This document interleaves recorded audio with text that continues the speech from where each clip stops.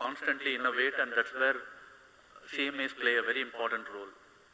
Unlike other functions, other professional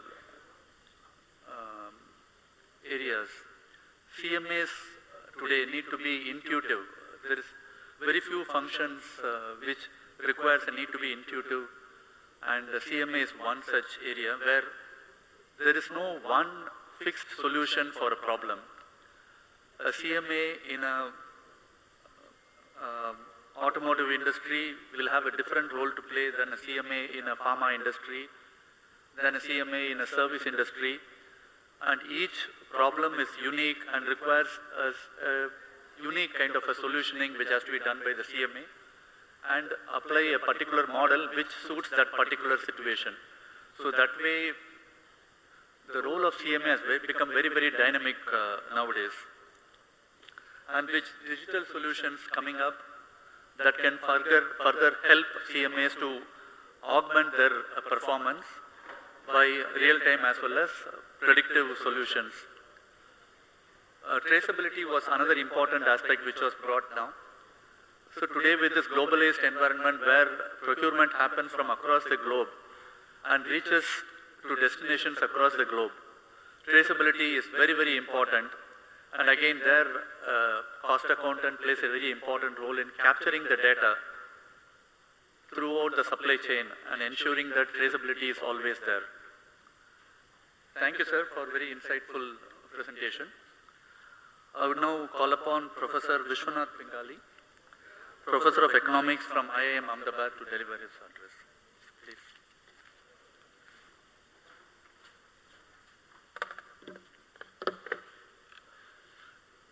Thank you very much.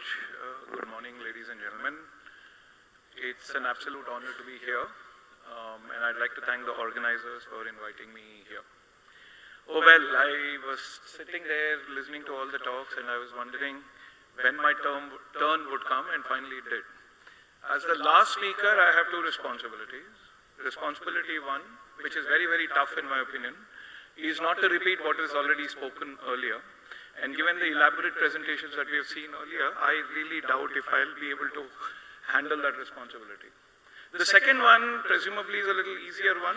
It is that I am the one who needs to manage the time and end this session on time. So therefore, that probably is a lot easier because most of the talk that I prepared probably has become redundant.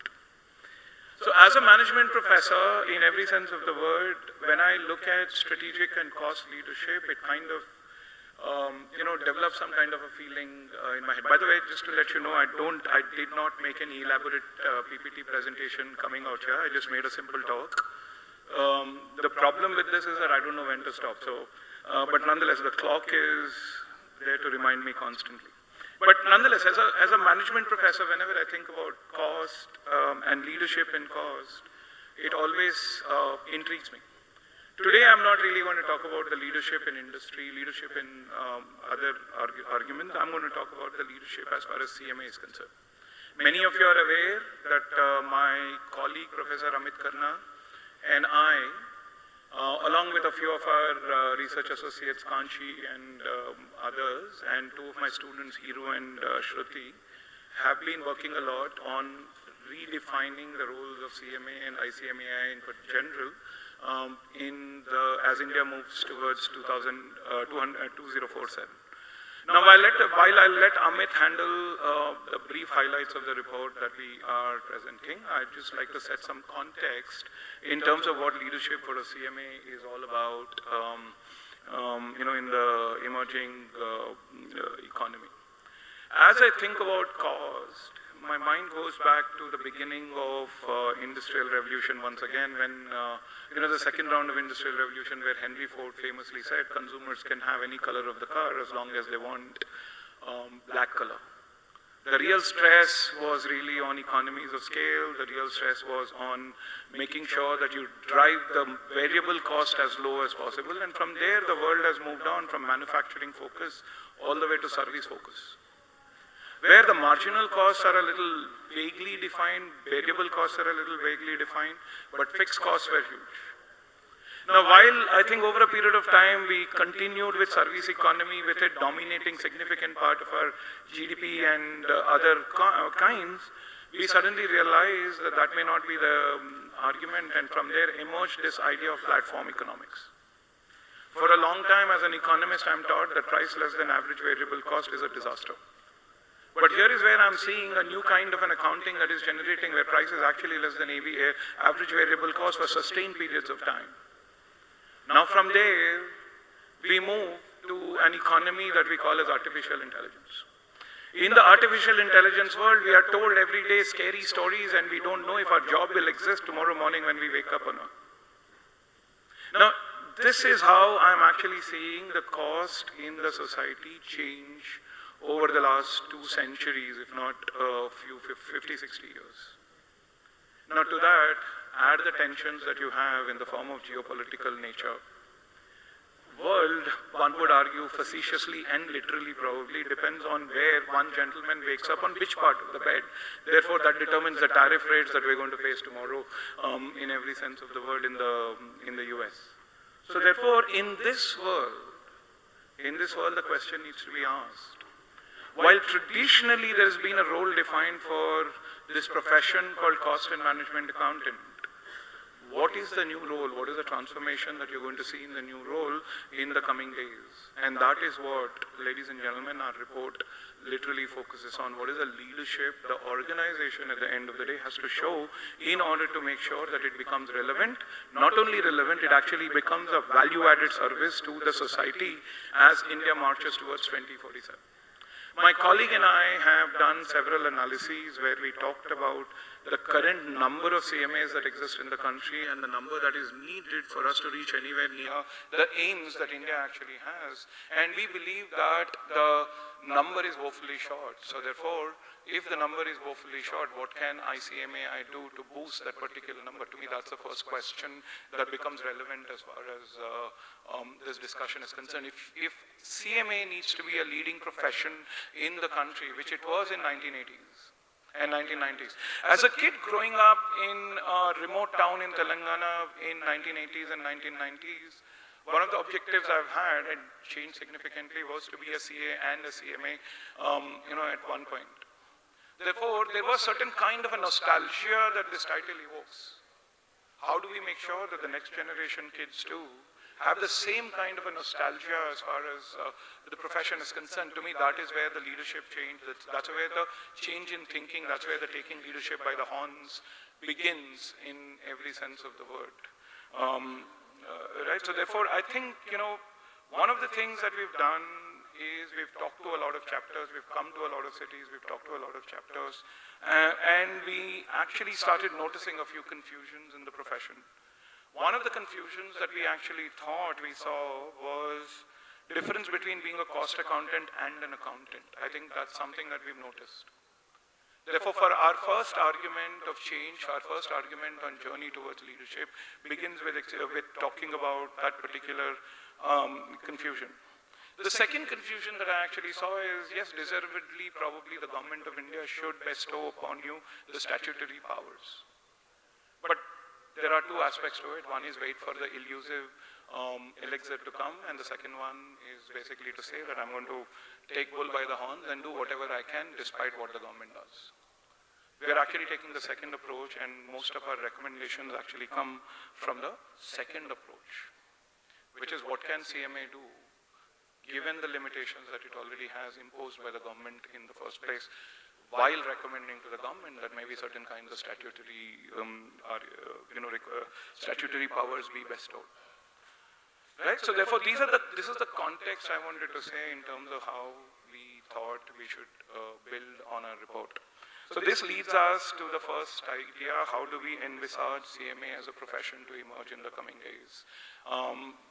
I'll let Amit handle certain parts of it, but I'll just say this, that the role of a CMA needs to stop being that of a cost accountant, and I think it has to become a strategic partner and an advisor to the top management of the company. To that, we are very, very clear.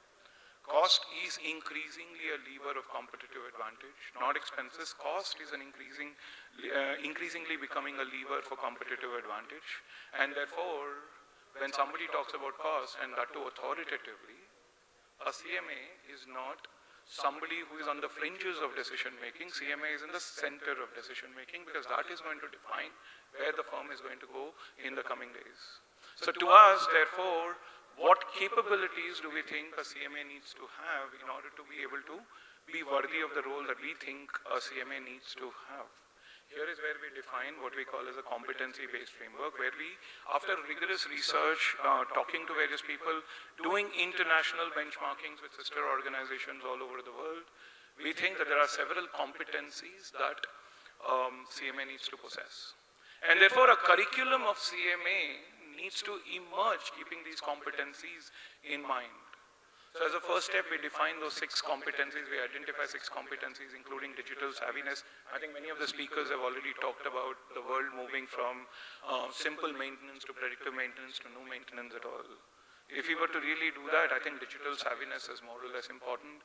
We also talk about improved communication skills. We identify several other competencies, like the 6 of them to be very precise, that I think every CMA needs to be possessing as they move into the next decade. Now, the next stage of operation would be to look at existing courses and map them to see which competency is being highlighted. And that's exactly what we did. Therefore, I think here is where our students have actually sat down with every course that a CMA needs to clear, and then decided which of these competencies are fulfilled, which of them are not. And in that process, I think we've suggested some changes to the curriculum. This is what we call as a competency-based framework. And as ICMAI decides in the coming days what kind of competencies a CMA needs to possess. I mean, the argument really comes up in the following way. At various stages of journey in a CMA's life, and in a prospective CMA's life, what are the competencies you want to see them possess? What is the value addition they're going to bring to the industry at large? So these are the questions that would decide what competencies you need, and therefore, what are the courses you need. The other thing that we were talking about would be, at some point in time, cost in real estate is very different from cost in digital world. Cost in real estate, and you talk about break-even very differently in different industries. Amazon's break-even is decades long, and I think my argument is OpenAI's break-even would be even, I don't know, forever maybe, I don't know. So very interesting arguments are coming out. So therefore, we need specialization. The CMA, if he or she needs to play a pivotal role in the strategic decision-making, will essentially need to be a specialized object as well. Generalization is good, breadth is important, but depth is essential in the coming days. This also gives an opportunity for a CMA to reskill in the coming days as well, even after passing the exam, saying that I would like to develop other competencies as we go by. So those are some of the key highlights that we look at as we go by. While we talk about the role of CMA and the changing nature of CMA and the skills required for a CMA to increase his or her capabilities, we also do believe that ICMAI needs to reinvent itself at some point in time. I'll give you a simple example. I do a lot of corporate training and corporate education. And one of the leading conglomerates in the country came to me to do some sessions on the nature of GST's impact on its operations. I had gotten in touch with one of my students in Big Four and arranged the classes. I mean, I really thought at that point in time, just about the time when we started this project, my role should have been redundant in this particular thing. The right organization that should have guided them should have been ICMAI in every sense of the word. So therefore, I think one of the first things that we are really talking about would be rebranding and revitalizing and reimagining the institute and the brand that it actually has, in the psyche of Indian people. We really think that for CMAs to become a force in the country, ICMAI will need to start investing significant amount of time and energy in the discourse on cost management, in the discourse on production-linked incentives and the schemes that the government of India is running. Another colleague of mine and I have been working with Niti Aayog a lot in the recent days on understanding PLI schemes in depth to understand the impact of PLI on the Indian economy. What we notice is that there are There are several, interesting insights that we are getting, but nothing we are seeing is from the cost perspective.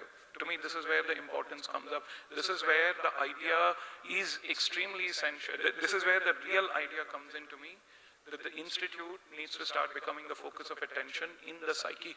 The image it once had in the psyche of individuals, in the psyche of students needs to come back in some sense. To us, those are the few things that we are talking about.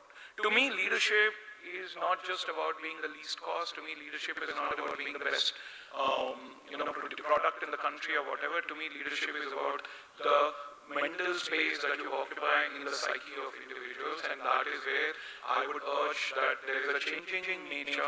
India is transforming, there's no doubt.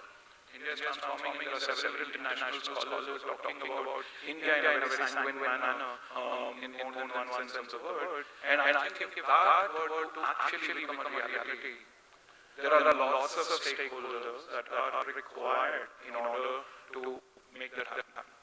And I do believe that the thought process on cost leadership is a very essential argument, and therefore to me, the leadership is all about developing a certain set of reputation and competencies that would actually get its place back in the psyche of the Indian citizens at large and contribute to the 2047 vision that India actually has. I'll stop here. Thank you very much for listening to me.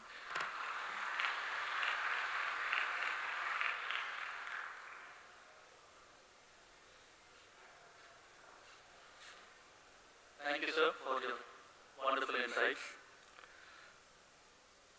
The address covered the evolution of costing concepts over time, how things have changed for the entire costing profession, and today how CMAs are focusing on providing value-added services to the society. One important point here to note is from a situation where a couple of decades ago, cost accountants were working towards cost accounting as well as cost control and cost reduction for the organization. Today, the role of cost accountants have gone beyond the organization to the society. Boardrooms are also discussing about how to have cost-effective yet sustainable products. So the focus is towards a larger audience today, not just the organization itself, but beyond that to the society, and how cost accountants play an important role in that. That was covered. And the important area which was also covered in the speech was skill development and competency mapping, given the expanding role of CMAs over the last few years and expected to go even further over the next few years. That's a very important topic that was touched, how to ensure that the CMAs have the required skills that will ensure that they can be capable of taking risk, taking the decisions for the organization, and also partner in the growth of the organization and provide to the society at large. Thank you, sir. So we are now coming towards the end of this session. We had in the last hour or so eminent speakers talk about the pace at which industrial revolution is happening and how we as CMAs need to rise to the occasion. And with this, we are concluding the session. If there are any questions from the audience, we'll be happy to take it.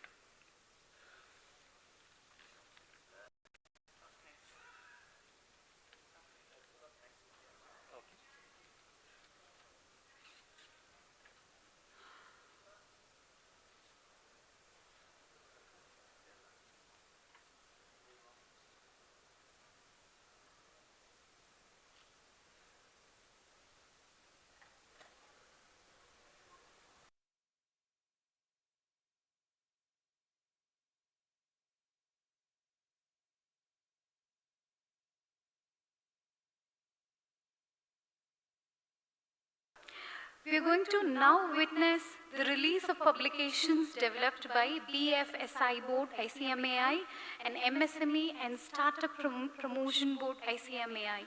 I take the immense pleasure to invite CMA TCA Srinivasa Prasad, President of the Institute and Chief Patron of the NCMAC 2026, and CMA Neeraj Dhananjay Joshi, Vice President of the Institute and Chairman of the NCMAC 2026.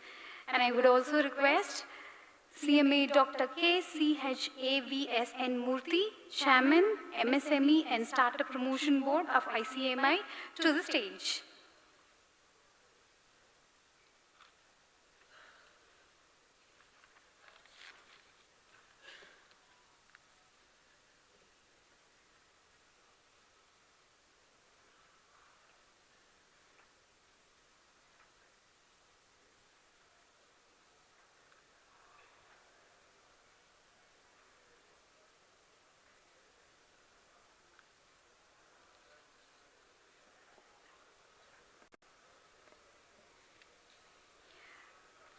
I request CMA TCA Srinivasa Prasad, President of the Institute.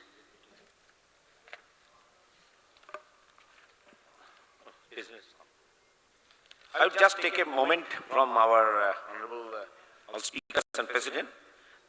Three books we are going to release today. Guidance Note on Cost Control Strategies in the Banking Sector. It's an 850 pages book. It's a total document on the how CMAs can help the banks to control strategy, cost control. And it's a very, you can see that we have already exhibited here. And another book we are coming out, Handbook on Central Bank Digital Currency. This is the first of its kind. An institute has come out. And another book we are coming, Monograph on Climate Risk and Green Finance. This is also another book, and I am really thankful to all the resource persons for the book, for the cost control strategies. One of the chief resources, the CMA, Dr. Our Sivarama Prasad, and of course for the Central Bank Digital Currency, CMA Shomen Dotto, and then Monograph on Climate Risk and Green Finance by CMA Siddharth Pal. These are all the products, along with the reviewers. We are really very much grateful to them.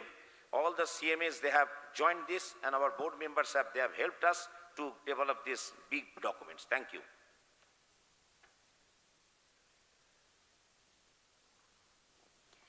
I request the dignitaries on the dais to please launch the publications developed by BFSI Board of the Institute.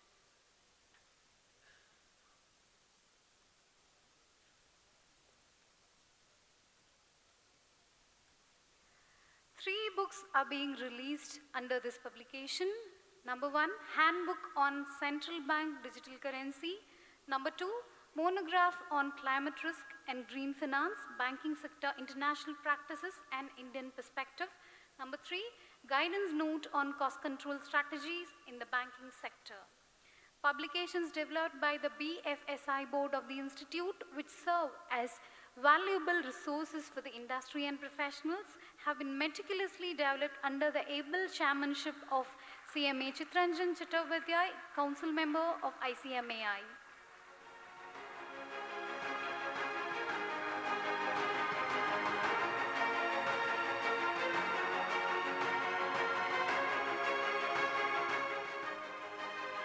It's a pleasure to present the release of the next publication, Enterprise Performance Risk Management for MSME, developed by the MSME and Startup Promotion Board of the Institute, chaired by CMA Dr. KCHAVSN Murthy. We request the dignitaries to kindly launch the publication.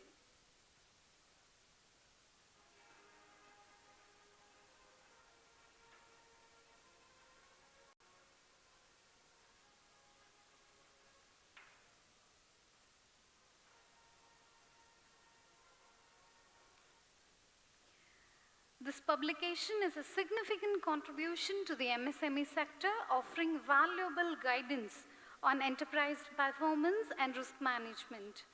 Today, we have the honor of witnessing its formal launch.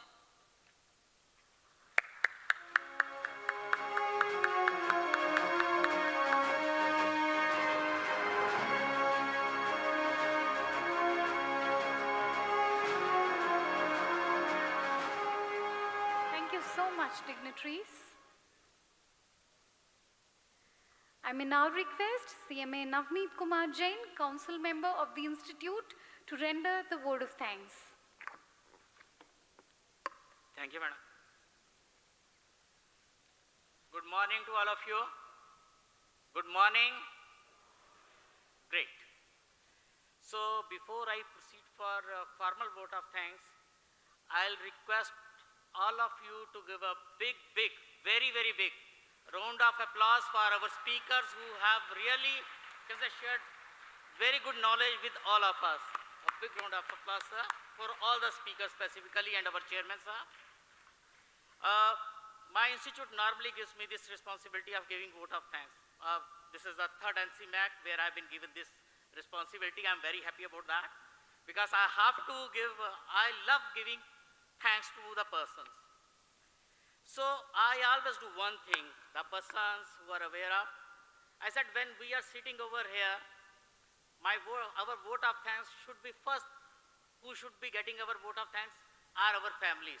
So then we should be giving vote of thanks to our families by giving a big round of applause because they have allowed us to come over here, spend 3-4 days over here, and we are actually taking their times and spending over here. So now I proceed on to form of vote of thanks. This is really a very good gathering. I have seen that in Coimbatore, entirely different atmosphere is there with some blessings from the God and another thing.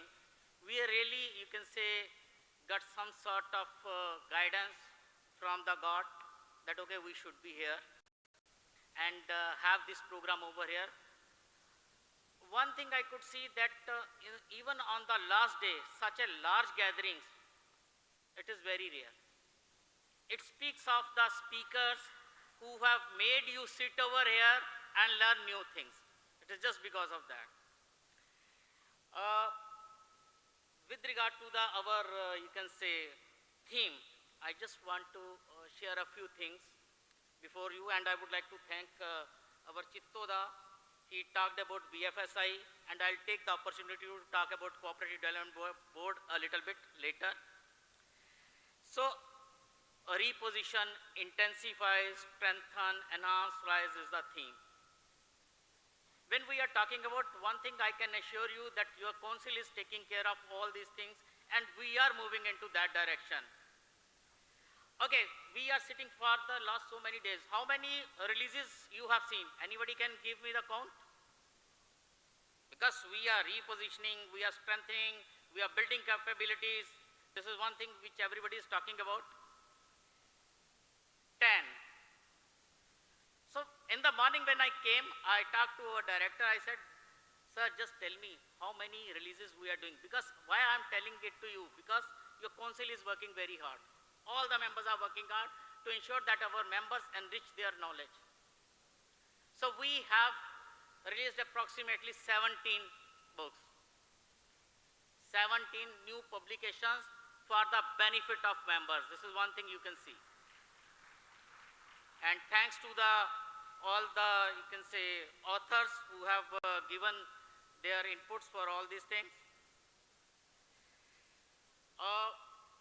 The topic was specifically enhancing capabilities for manufacturing and service leadership. Everybody spoke very well. I'll touch upon the few things which each of the speaker has said. And Chittoda, thank you. You set the tone very rightly. Thanks a lot for that. Padanaban sir, great. You coordinated each and everything and you made my job very easy. That I can tell you because what happened, normally what happens, the person who has to give the vote of thanks has the total responsibility of speaking about each and every speaker and telling what they have talked about. And our Padanaban sir was doing a great job, and thanks to him, he was telling intermittently that, okay, what each speaker is telling, so that it gets imbibed into us. That was the main thing. It is not only one speaker speaks and everybody listens, nothing is going to remain in our head. But yes, when we reinforce, we reiterate, something remains in our head. So Sir talked about Industry 5, human machine, and cobots. We have talked a lot about cobots. How to survive all these things, how to take the help of all these things. This is what we should be talking about. Shilpa ma'am, thanks a lot for sharing cutting edge insights on strategic costing. Thanks a lot for that. Ma'am talked about changing roles of CMAs and opportunities. So we have to reposition. What I have practically experienced that we as a CMA, nor we try to remain into our costing, accounting areas. We are not moving towards giving some values, become value enhancers for the organizations. We need to switch, come what may. Future lies there only.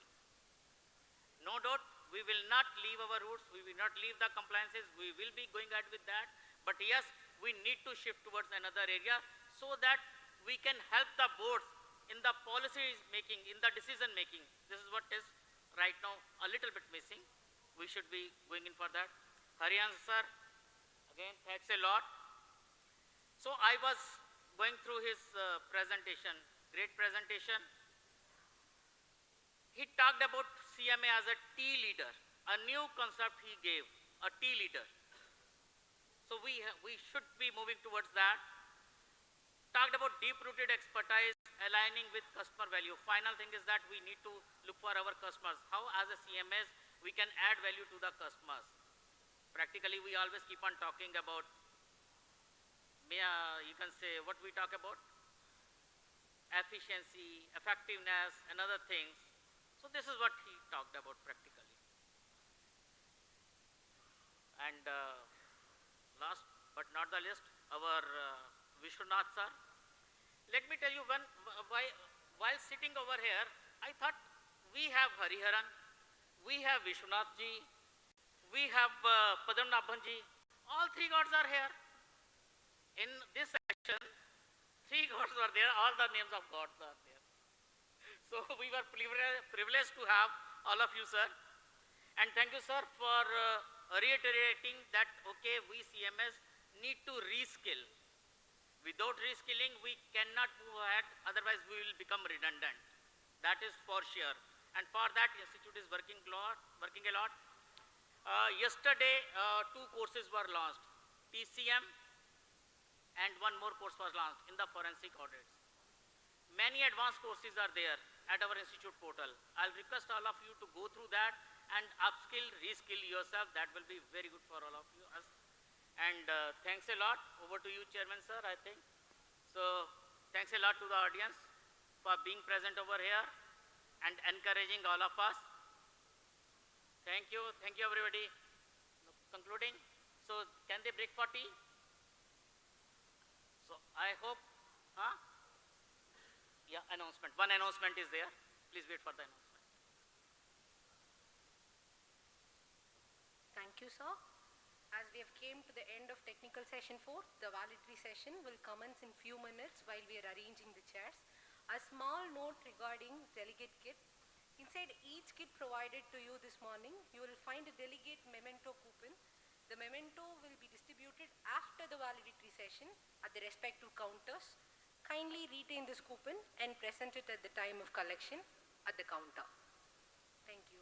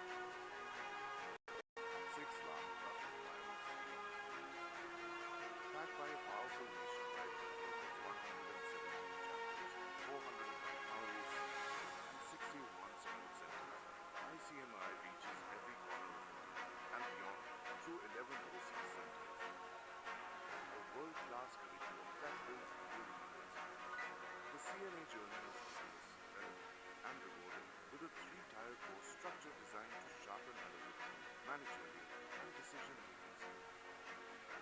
Foundation course covers the building blocks: business laws, financial accounting, economics, statistics and communication. Intermediate course dives into application, cost accounting, direct and indirect taxation, financial management, corporate accounting, business data analytics. Final course, the strategic level. Strategic financial management, national and international taxation, strategic cost management, corporate reporting, and one powerful elective like business valuation or entrepreneurship. Elective specialization options. Students choose from cutting-edge electives like strategic performance management, risk management and planning, entrepreneurship and startups. Beyond course, practical, industry-focused training. CMAs are not just thinkers, but they are doers. From the intermediate level itself, students begin 15 plus months of practical training with one of the 15,000 plus companies created by CMA. Students also benefit from industry-oriented training, soft skills development, advanced analytics and NPTEL certified tech courses from IITs, webinars, model papers, MCQ portals, e-libraries, tools of a tech-savvy professional, accessible and affordable for all. World-class care shouldn't cost them. The total course fee for CMA, including all three levels, is less than $99. And to help every deserving student, ICM offers scholarships for meritorious, economically weaker students, free waivers for physically challenged students, national scholarships for top university and colleges, career scope training. As a CMA, you don't just get a job, you build a career across industries, in roles such as financial analyst, cost accountant, internal auditor, head of finance, project consultant, credit risk officer, tax manager, tax consultant, director of finance, CFO, COO, or even CEO. CMAs are eligible for UPSC roles like ICOs, IAS, IRS, and more. Recognized by UGC as equivalent to a postgraduate. Recognized internationally by UK NERIC and accepted in UAE, UK, and other countries. Proven track record of success. Over 4,000 placements in just 5 years through campus drives. CTC offered up to 36 lakh rupees per annum, with an average of 12 lakh rupees per annum. Recruited by PSUs,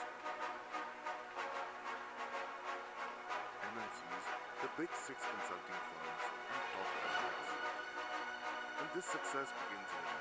Many CMAs secure placements even before finishing the final year. Career that impacts the nation. Many CMAs serve India through the Indian Cost Account Service (ICMAS), a prestigious group of service in the government of India. They play a crucial role in pricing and cost benchmarking, financial intelligence, policy analysis, audits and subsidy bidding, supporting ministries like defense, finance, fertilizers, food and media. Since 2018, ICO officers have saved India over 40,000 crores rupees through value-driven valuations and contract costing. Why choose CMA? Because today's world needs professionals who can think beyond. The CMA isn't just a number. The CMA is a decision maker, a strategist, a business partner, a nation builder. And it all begins with the first step, enrolling at ICMA. Final message, begin your journey. So if you are a student, a dreamer, a problem solver, or a change maker, this is your call. Admissions open now. Visit www.icmac.com. icmi.in. Email studies@icmi.in. Let us help you become the next leader in cost strategy and marketing. Behind every successful business decision, there is always a CMA.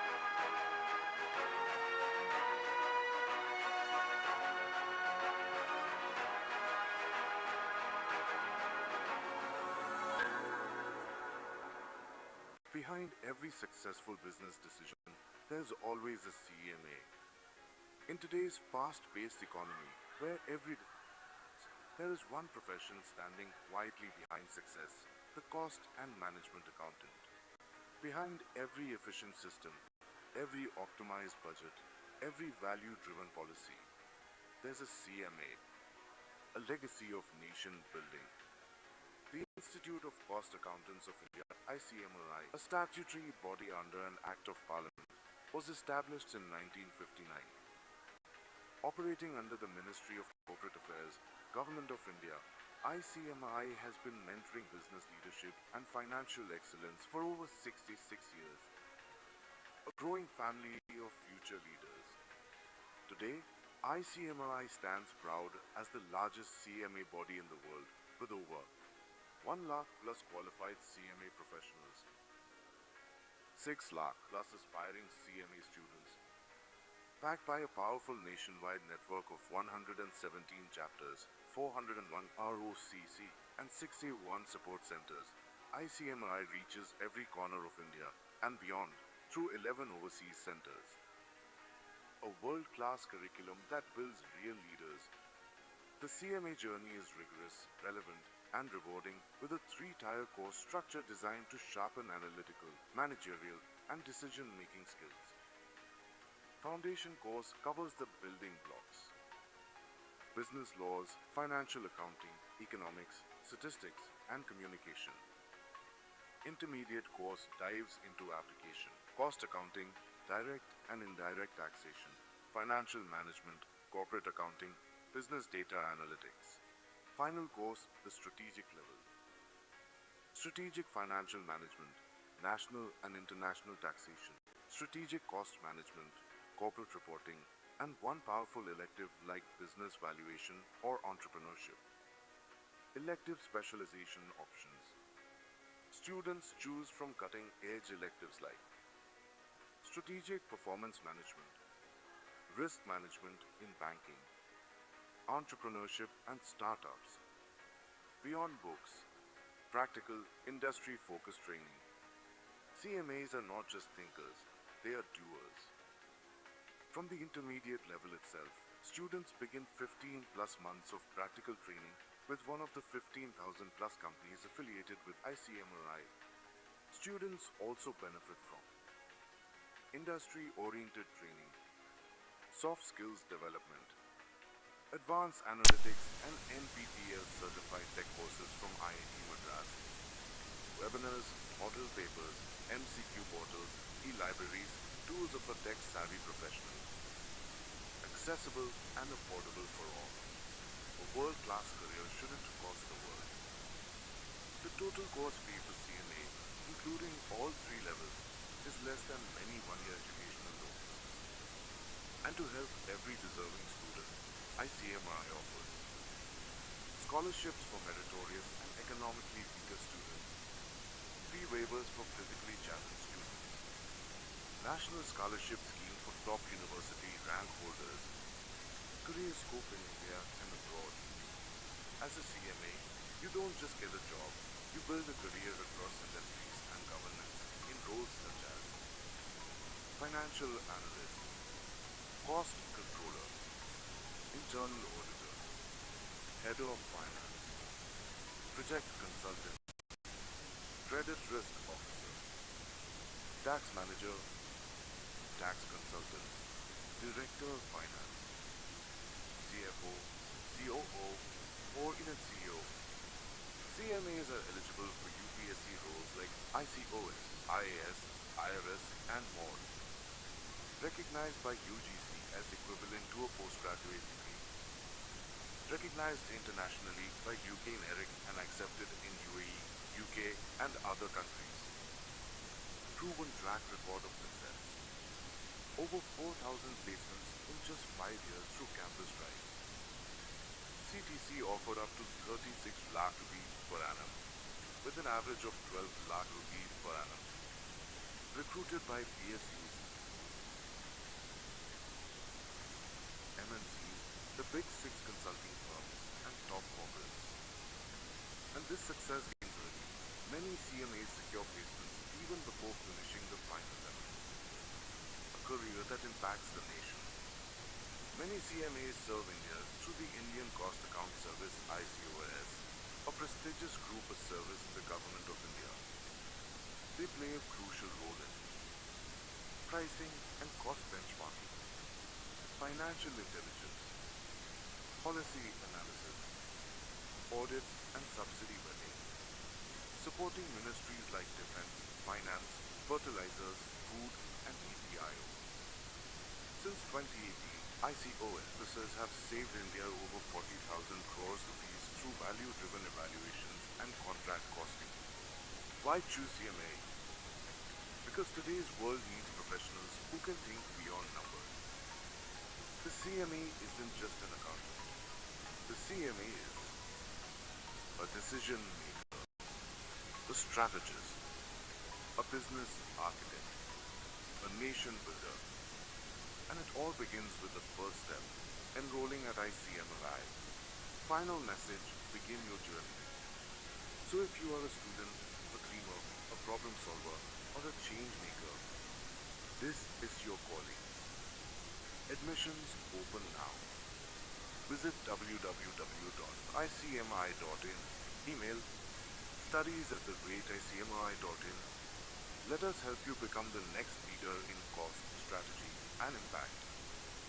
Behind every successful business decision, there is always a CMA.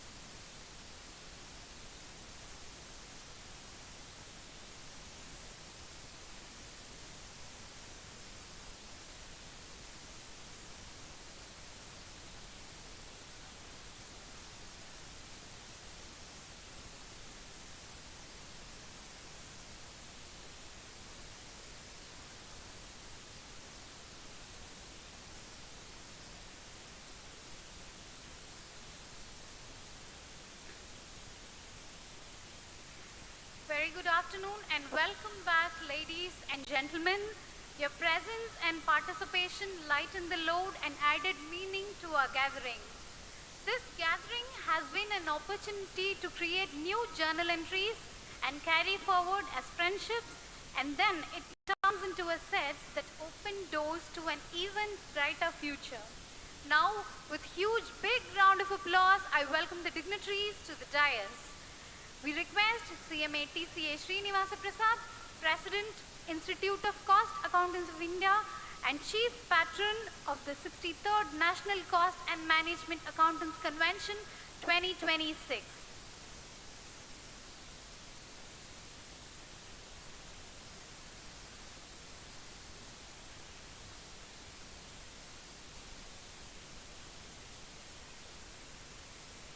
I may now request CMA Neeraj Dhananjay Joshi, Vice President of the Institute and Chairman of the NCMAC 2026, to accompany the Chief Guest, Dr. E. Balaguruswamy, Chairman, EBG Foundation.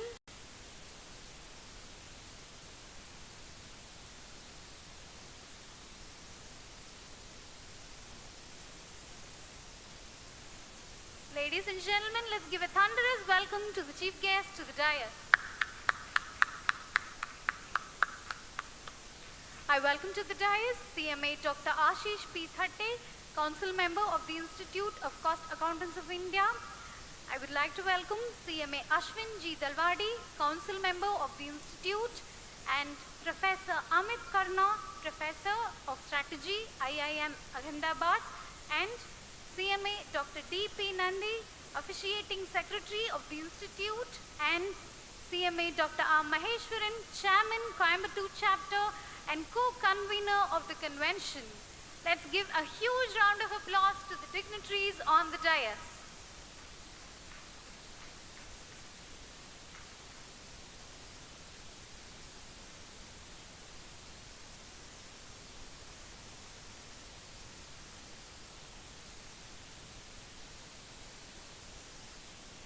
We welcome the dignitaries on the dais with sincere gratitude and for the time, knowledge, inspiration shared with us. We would like to present a memento to our honorable chief guest and esteemed speaker. I may now request our President, CMA TCA Srinivasa Prasad, along with Vice President, CMA Neeraj Dhananjay Joshi, to present a memento to our honorable chief guest, Dr. E. Balaguru Swami, Chairman, EBG Foundation.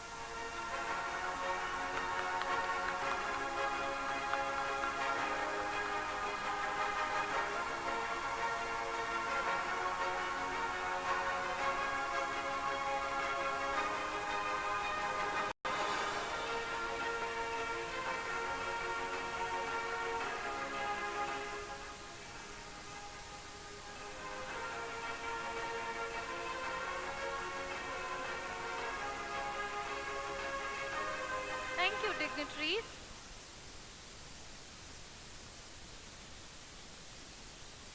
It gives me a great pleasure to invite a versatile personality whose commitment, wisdom, and experience add great value to our gathering. We welcome Professor Amit Karna, Professor of Strategy, IIM Ahmedabad, to the dais.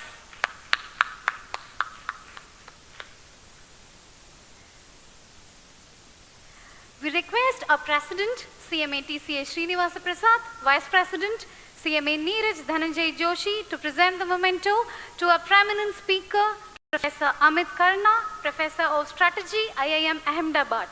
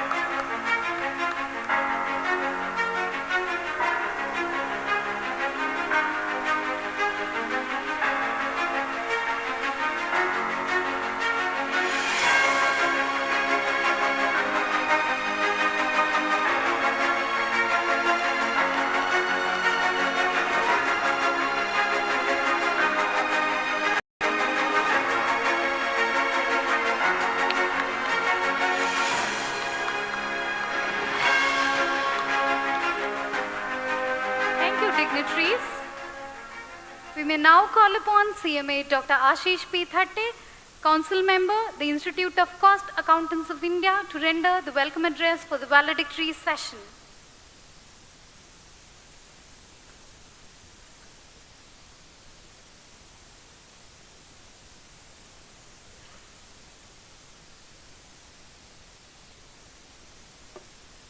Good afternoon to all of you, and little bit late, but very happy New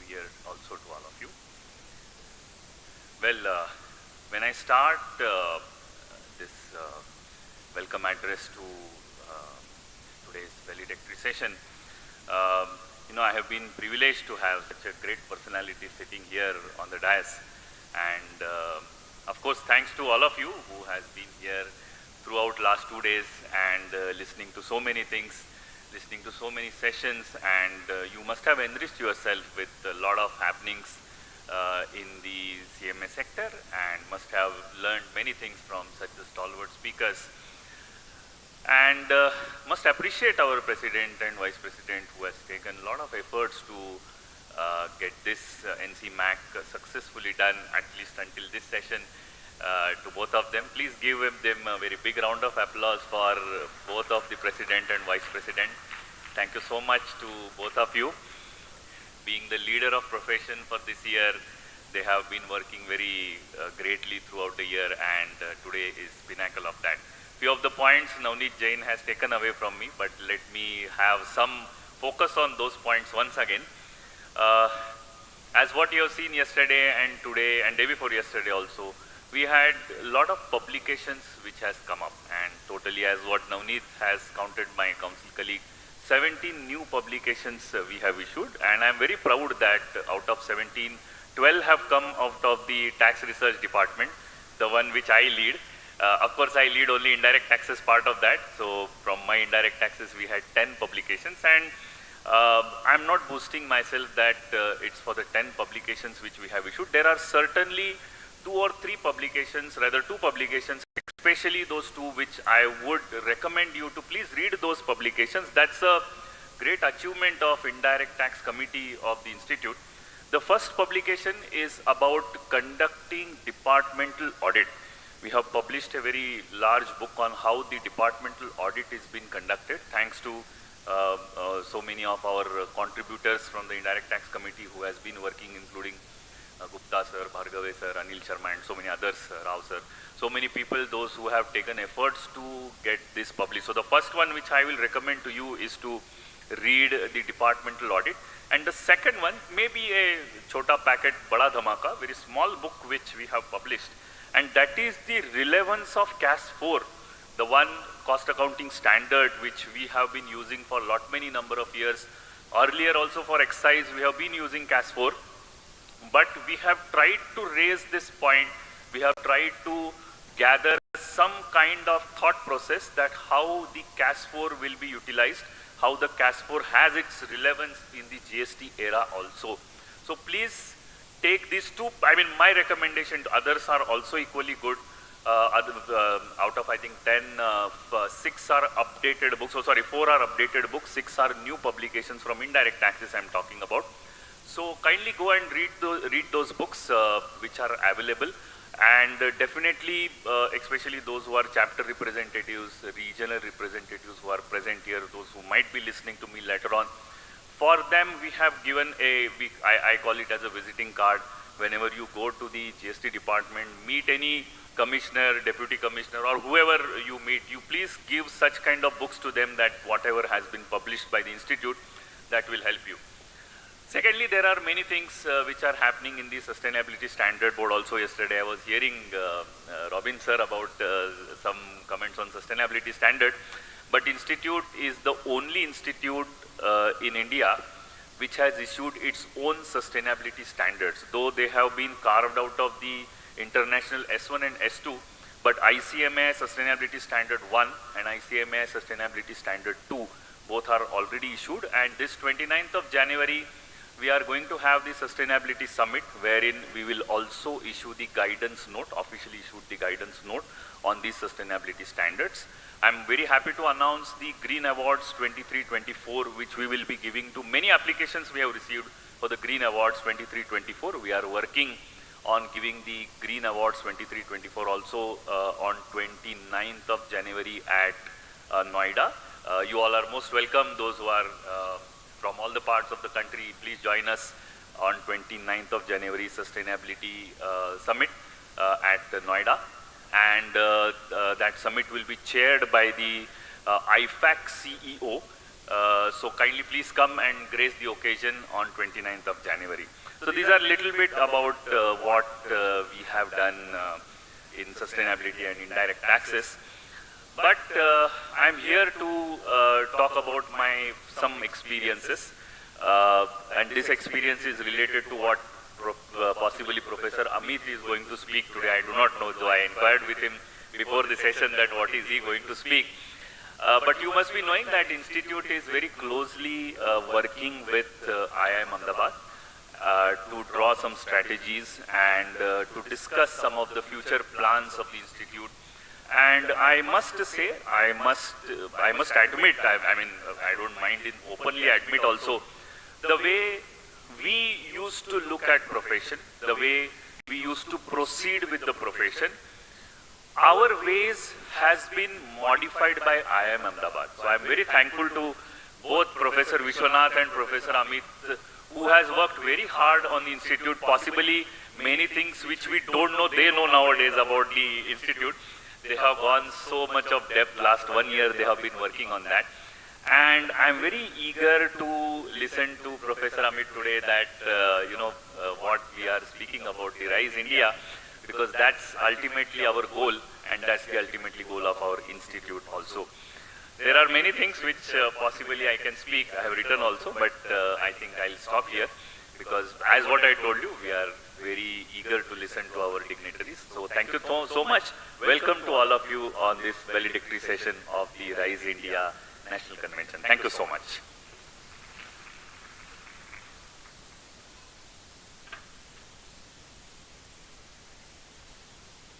Thank you, sir. Ladies and gentlemen, this is indeed a proud and memorable occasion for all of us. To mark the significance of NCMAC 2026 and celebrate the spirit of this event, we now come to a very special moment, the release of the commemorative souvenir. May I now request the esteemed dignitaries on the dais, whose guidance and support have been invaluable, to kindly release the NCMAC 2026 commemorative souvenir.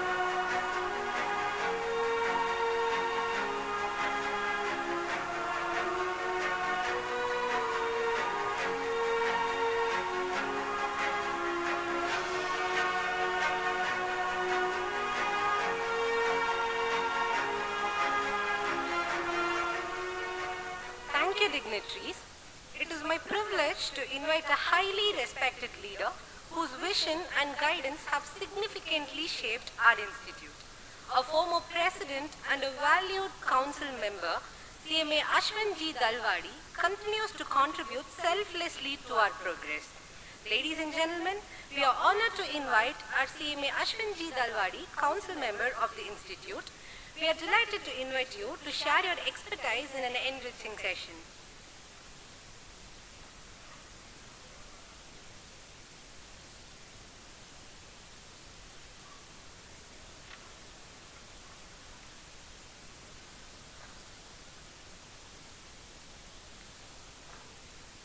Good afternoon. Distinguished guest, Sri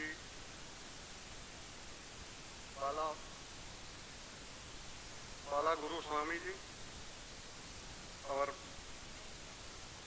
beloved President PCS Prasad sir, Vice President Neeraj ji, and Sri Amit Karna ji, my colleague in the council, Ashish Khatte ji, Chairman, Coimbatore Chapter, Sri Maheshwaran ji, our Secretary Nandi ji, distinguished guests and esteemed delegates and members of CMA fraternity, as we draw NCMAC 2026 to a close, we are not merely concluding one more conference, but we are establishing milestones in evolving our future journey for our profession and our nation. Over these past 3 decades, we have shared knowledge, challenges, ideas, and envisioned future of cost and management leadership for a stronger and more resilient India. Let me begin by extending my heartfelt thanks to our guest speakers, panelists, sponsors, and to the organizing team of ICMAI for their dedication and in increasing an event that has truly inspired us all. If there is one message that echoed during every session, it is this: India's growth story and CMS profession evolution are now inseparable. To achieve Viksit Bharat 2047, CMA must reposition ourselves as a strategic architect of value, not just custodian of cost. The CMA of future is not a record keeper. He is a designer of economic choices, balancing cost with innovation, efficiencies, and with resilience and today's performance with tomorrow's value. The role of NCMAC was set beautifully by reminding us that repositioning India begins with the repositioning of finance professionals. CMAs were called upon to move from guarding the members to shaping national outcome.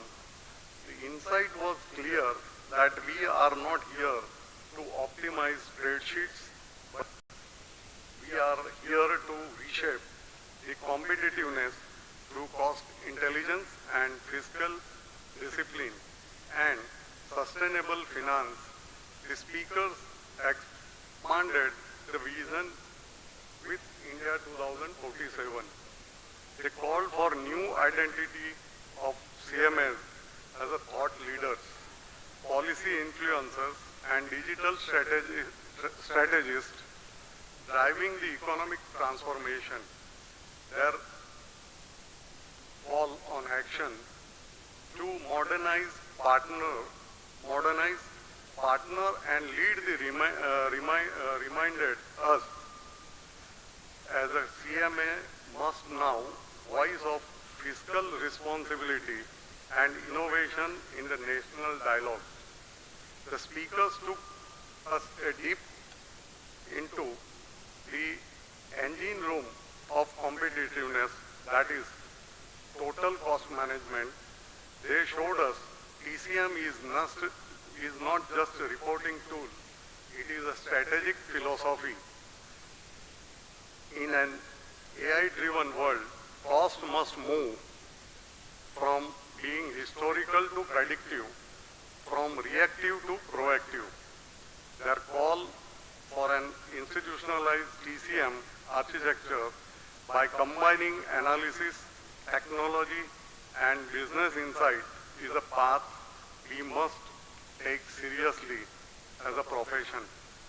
The speakers further gave us blueprint for the future of profession, which is CMA 5.0.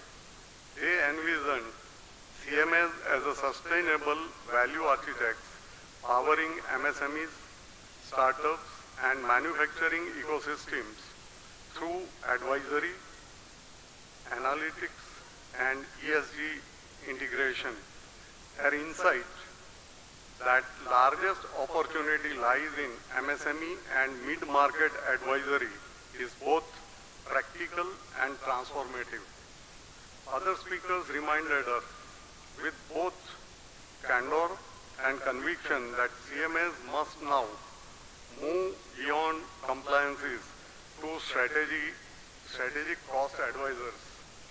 They spoke of India's economic surge, that is manufacturing boom, service boom, PLI schemes, and digital momentum, and urged the CMAs to stand at the intersection of data, decisions, and delivery. Their message was very clear. Our profession's right to win lies in our ability to create measurable business impact. Across all these sessions, certain ideas resonated powerfully. They are: reposition. CMA must be a strategic influencer and not a silent accountant or record keeper. Intensify. Growth will come from innovation and advisory analytics and technology-driven approaches. Strengthen. Governance, ESG, sustainability must define the responsible growth and collaboration with partnership between government, academia, and industry will be the key. Enhance. Our students and young CMAs must be future ready, globally fluent, and technologically confident. It is not just a personal agenda or a professional agenda. It is a national mission, and it is aligned with the nation's aspirations. As India strides towards becoming $5 trillion economy and a leader in the global competitiveness, the CMA community stand at a defining inflection point. Our roadmap must include embedding the total cost management as a national framework for productivity, leading ESG and green finance initiatives for sustainable value creation, building digital advisory and advisory ecosystem for MSME and industry, enhancing policy advocacy and shaping fiscal reforms. Future leaders require sound judgment, strong ethics, and informed risk-taking capacities. Industry 5.0 needs a steady judgment, and RISE India needs capable CMS to drive this transformation. And above all, strengthening CMA brand as India's trusted voice in governance and growth. Friends, we close NCMAC 2046 through this session. Let us remember the timeless truth. What gets measured gets managed, and what gets managed creates value. We have measured much, we have discussed deeply now. It is the time to act. Together, let us reposition our profession to match India's aspirations and intensify the growth, deepen impact, and ensure that every CMA contributes to the mission of making Viksit Bharat 2047. Sirs, Council assures you that we will not leave any stone unturned and will take innovative and unconventional actions to achieve the goals set up by this NCMAC. Thank you for your participation and thank you for patient hearing. We wish that you a safe journey to your home and look forward to meeting you again at NCMAC 2027, where we will celebrate the new achievements, new innovations, and stronger and proud CMA fraternity. Thank you. Jai Hind.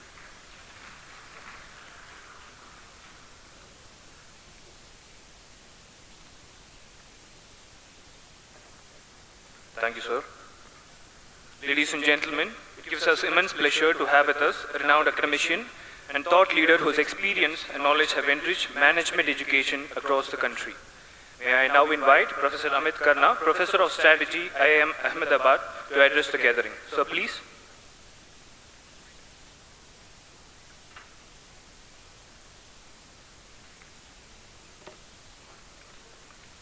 Good afternoon, everyone.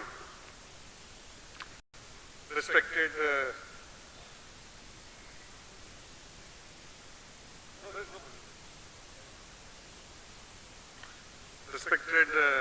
President, Sir, Vice President, Council members of the ICMI, former presidents, distinguished guests, speakers, students in the audience, ladies and gentlemen. It's really a privilege for me to be attending this conference and be a speaker second time now. First one was at the Statue of Unity when we started this collaboration between the Institute and IIM Ahmedabad. It's always difficult to come in the last session because almost whatever you have prepared, everybody has said during the last 1.5 to 2 days. But nevertheless, let me try to see if we can summarize some of the things that has been discussed here. And as Ashwin ji has already taken us to 2047, let me stand here today and speak not just as a faculty member of IIM Ahmedabad or just as a team member who worked with the council over the last 1.5 years, but let me wear the hat of a scholar, of a student of institutions. So over the last 23 years, I have been studying what institutions are, how they have evolved, how their strategies have been. And if I take that point of view, I think today, exactly 2 decades from what we have been shown as a vision for our country by the Honorable Prime Minister as Viksit Bharat 2047, I think we are at a very consequential moment, if I can use that word, in the history of CMA. We have 2 decades, and the country has already buckled up. The growth spurts have begun to show, some thankfully to the geopolitics happening around us. But let's try to break down this consequential moment and why I believe so. The whole Nara of Viksit Bharat 2047, which the government has very clearly defined that in 2047 we will have $30 trillion of economy, and at a per capita we would have crossed a certain threshold, keeping in mind the population growth. But let's first understand that, and I think several parts of the government has already understood this in the last 3-4 years, that Viksit Bharat cannot be achieved merely by speeches. It will require high quality execution. Viksit Bharat will not be achieved in 2047 merely by size. Just that becoming $30 trillion will not ensure we are developed. It is going to be achieved only if together as a country we are going to learn to perform consistently at scale, which is what the current developed nations are doing, and that's very evident. Now, if you look back in the last 200 years of history, when the development has really happened, riding on the industrial revolutions, one thing that has been common across all the nations that have now supposedly become developed, that a country becomes developed when the capital is converted into outcomes, the input into output. when institutions, private, public, government, all of them execute in a very reliable fashion. If you are in that particular system, you have a trust in that system because they are going to execute what they are going to be promising. And finally, when productivity becomes a habit rather than just an exception or a desire. Right? And you can look around all the developed countries that we speak of today and benchmark with have delivered on all three. Their institutions, their execution, their quality, and they're able to do it everything in a very consistent manner.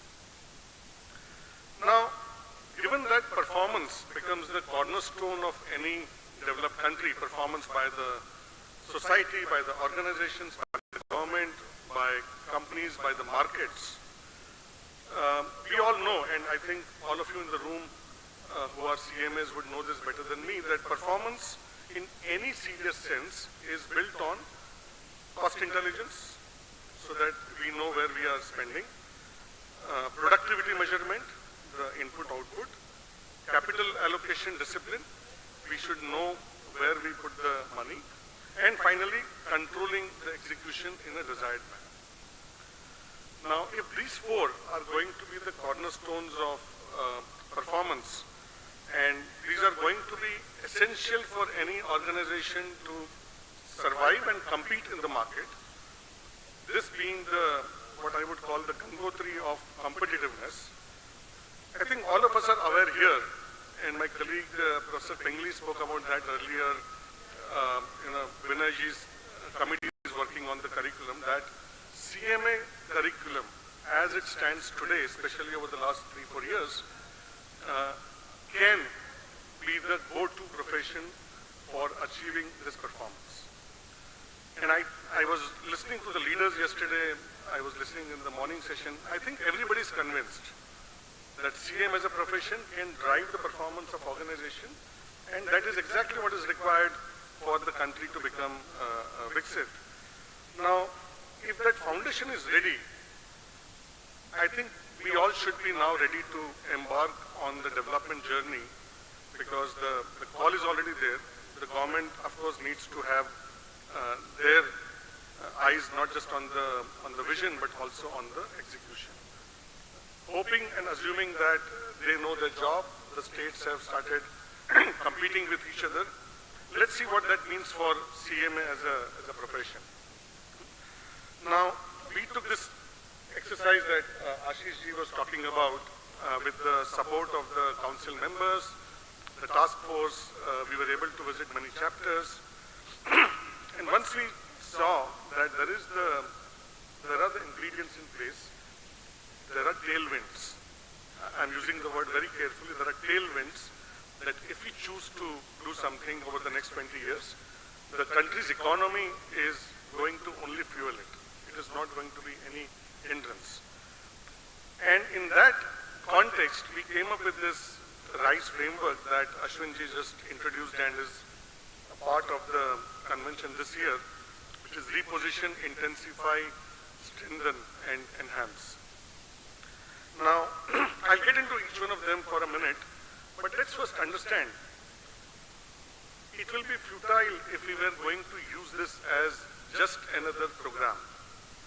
It is an administrative program. The institute has to do something. The next council will come, and the one after that. It will not work if that is going to be the approach. It needs to be looked at as an institutional project. And when it is an institutional project, it requires, as again our Prime Minister says, Sabka Saath, Sabka Vikas. But one of the differences that I see now, having worked on this project for the last 1.5 years, I don't see Vision 2047 of ICMI as just another institute transformation. I see that as a professional and a national capacity building. In other words, I think the country needs a strong CMA body. A country needs, if it were to perform, if its companies were to perform competitively against the global behemoths, if the country has to be strategically positioned and positioning their companies in the right sectors, I strongly believe, I don't know whether that conviction is there in all of you that we will need CMAs. Whether we produce them as an institution or maybe somebody else will start having MBA programs around cost accounting and start then supplying to the consulting firms. Let me then go into each one of them. Let's start with reposition. So reposition, and I think Ashwinji already mentioned that in his remarks. To me, repositioning means a deliberate change. There needs to be a deliberate, visible, impactful change that is understood by not just by the members and by the industry, but also by the society. Just think of it, how many of the parents are going to tell their children, I would say in this room itself, that CMA should be your first choice of profession. Not because I am one, but because that is going to be the highest ROI profession that you should get into. The society should sit up and notice that CMAs are doing something very, very interesting. It must involve a movement away from narrow compliance-oriented identity towards a broader conception of performance, productivity, and value creation. Those of you who have been working with larger organizations and helping them compete would understand how much these three are important. If your allocation of resources are not productive, if it is not performing well, if you are not able to create value, it is only a matter of time that the competition is going to wipe you away. Therefore, it is important that in practical terms, I think there is a rebranding of CMA as a profession in everybody's mind that is required. When I say everybody, I say everybody. Even the parents of the toddlers who are going to be deciding on the career of their children, who by the way will be the members of the NCMAC 2046. I think we need to increase the funnel so that we get to the next point, which is, I'll come to that, intensify. I think the aim should be that CMAs today stand for very correctness. They are very precise, very good in telling us where the costs are going to be associated with. But I think merely correctness will not take us there. We need to be, and many leaders have used this word, we have to have a strategic relevance in the economic performance. So in other words, you would have already seen in the yesterday's CMA panel, the leaders panel, all the CMAs have earned their seat on the boardroom. And I think that is something that also needs to be advertised outside and shown outside. Basically what I'm saying is that the entire idea of cost accounting or costing currently is in the back office. Somebody has done something and then we go in and then we do the cost audit.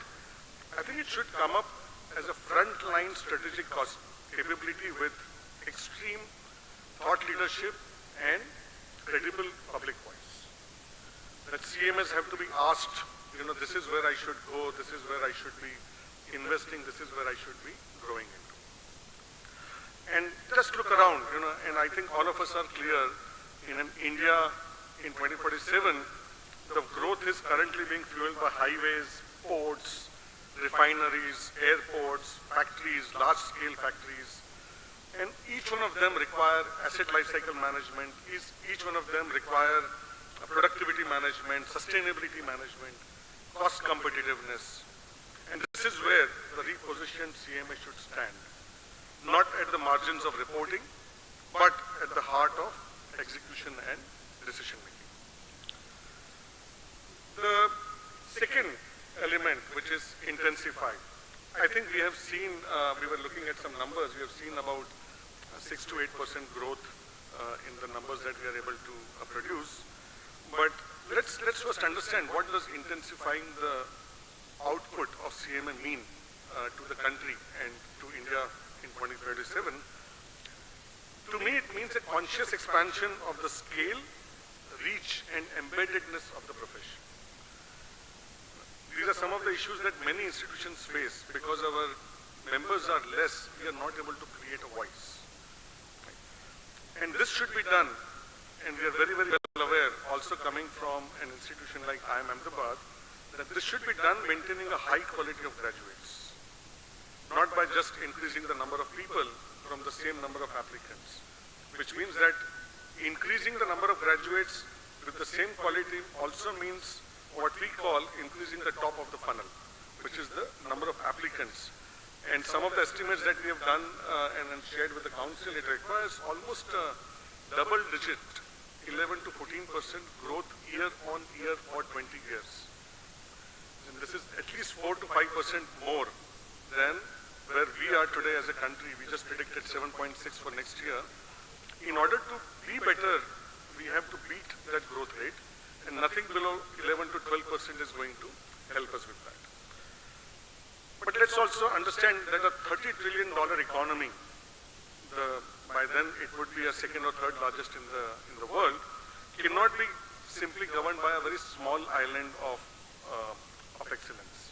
And it requires a large pool of number of professionals that are going to be widely distributed across sectors.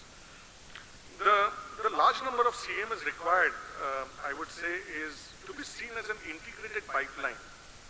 There are so many of the CMAs who have done their intermediate. As in, they have half the competence. Many of them, we hope that there will be more CMAs completing their finals. I think this large number should be able to make the profession more consequential in influence. And we were already looking at numbers that the public sector already seeing a very, very strong CMA presence across the board. And why just stop there? Why just stop at the services? Why not have those as the first port of call to be the institute even when the MNCs are coming into the country? So the idea is that in order to become an integral layer of the foundation of the economy growth, one needs scale. If you look at the large buildings, their foundations have to be very, very strong, and therefore they will be able to withstand that enormous demand for this service. The third element, as we say, is strengthen. So Professor Pingley talked about the competence-based framework that we have proposed, which tells us exactly how competent is a CMA. Strengthening to me means that we should ensure the intellectual and practical competence of the professional that is helping the company or the client remain ahead of others. You understand that it is a profession of trust. Somebody has to trust the professional inside the company or outside the company. And what do you eventually trust? You trust a competence, whether this person is competent to be able to take this decision for me or not. Experience tells me that without ambition without skill, if you don't have skill and if you aspire to be very high, it's fragile. And scale without good quality and capability is very dangerous. So if we have to intensify, we also need to strengthen the curriculum. The council, and I was really happy to see the way we saw how the curriculum review takes place every 4 years. Every 2 years there is a task force and all the other things that are being done. I think that's excellent. But it requires going forward, and many of those things have been talked about in the last convention, this convention, about AI, about data, about digital. So to me, I think we require some kind of a fundamental rethink around curriculum, pedagogy, assessment, and not to forget one very, very important aspect of this, which is faculty development. I stand here as a representative of faculty who is trying to retain the eminence of IIM Ahmedabad. It is not easy for us to go out, deliver high quality year after year, unless the institute invests in me in order to make sure that I am aware and at the cutting edge of the knowledge frontier. All of this, the curriculum, pedagogy, assessment, evaluators, and the faculty development, ultimately needs to be aligned with what does the country require and what does the industry require.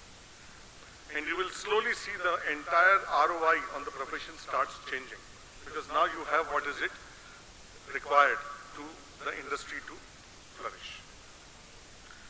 So to summarize that, I think we should have more competence-based, application-oriented, and a future-focused learning that our graduates should promise to the industry. By the way, in practical terms, it also means what the Government of India, especially the Ministry of Education, has been talking about very, very intensely over the last 5 years. We just completed the 5 years of the National Education Policy. The strengthening competence in our mind should shift the model from the one that rewards memory, the rote learning, and most of us have actually been grown into that kind of a curriculum, towards one that encourages analysis, judgment, and problem solving. And whether we do it or not at the postgraduate level, the schools have already started doing this, government and private.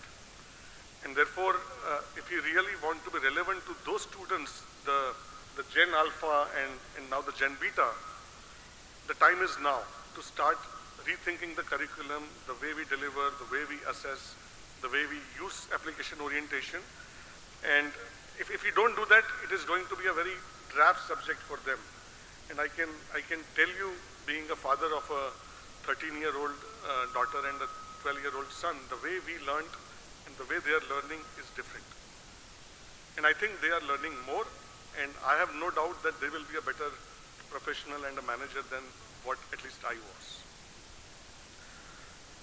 The curriculum per se, as we have seen and as we have had a discussion with the committee, council and the task force of the technical committee, I think the curriculum is perfect. Just that it needs to be positioned in a way that it can be interesting to the good people that we have to snatch away from the other fields of education. Again, talking about where this will be held, let's talk about the sectors which are growing in the country. Healthcare, energy transition, defense preparedness of the country, and all of this, as we are aware, require or rely heavily on cost competitiveness, sustainability. It relies on data, it relies on analytics, it requires very, very precise measurement of outcomes. Some of these things we have already kind of recommended that the curriculum should have, and I think the new curriculum that is going to be announced in 2026 is already having some glimpses of this. So again, it's a journey, so it's going to start now, but it is going to take a few years and maybe a decade to start showing up. The last element is referring to enhancing, which is we believe that enhancing the capabilities of this community, the institute, is something that is going to be very, very important. Again, I'll quote the history. If you go back and look at examples, no profession, be it medicine, management, accountancy, cost management, has ever flourished in any country without a very strong institutional backbone. The government can only provide a framework. They have the National Education Policy, they will provide the Information Systems Act, but only the institutions have. You look at the rise of Indian IT sector, everybody starts the discussion with the engineering colleges.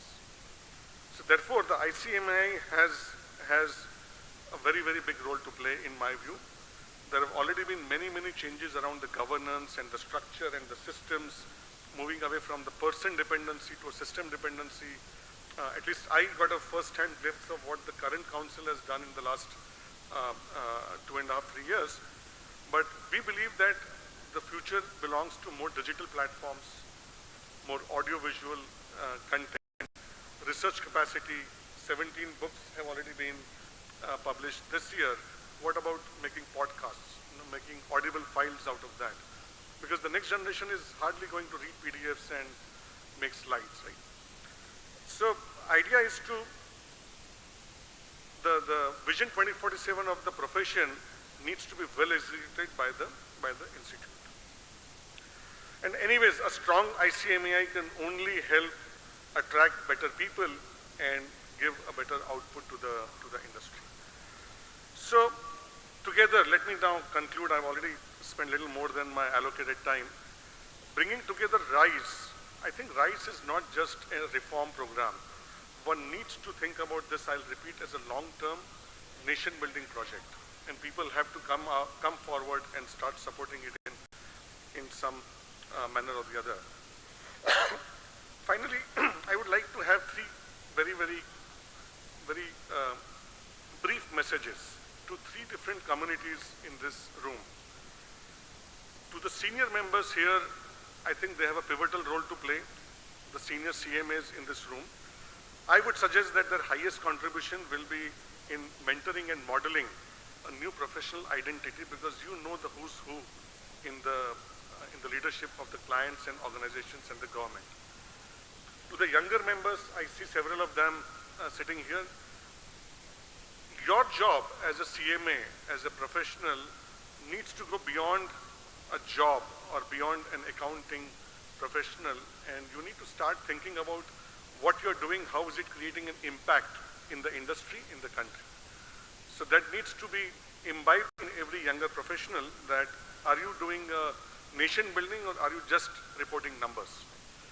And to the institute leadership, many of them here on the dais and in the council, my humble request will be to invest in ambition and ideas of the people, of the young professionals, of the applicants, as you are doing in the systems and processes. So that should continue, but let's raise the bar a little bit.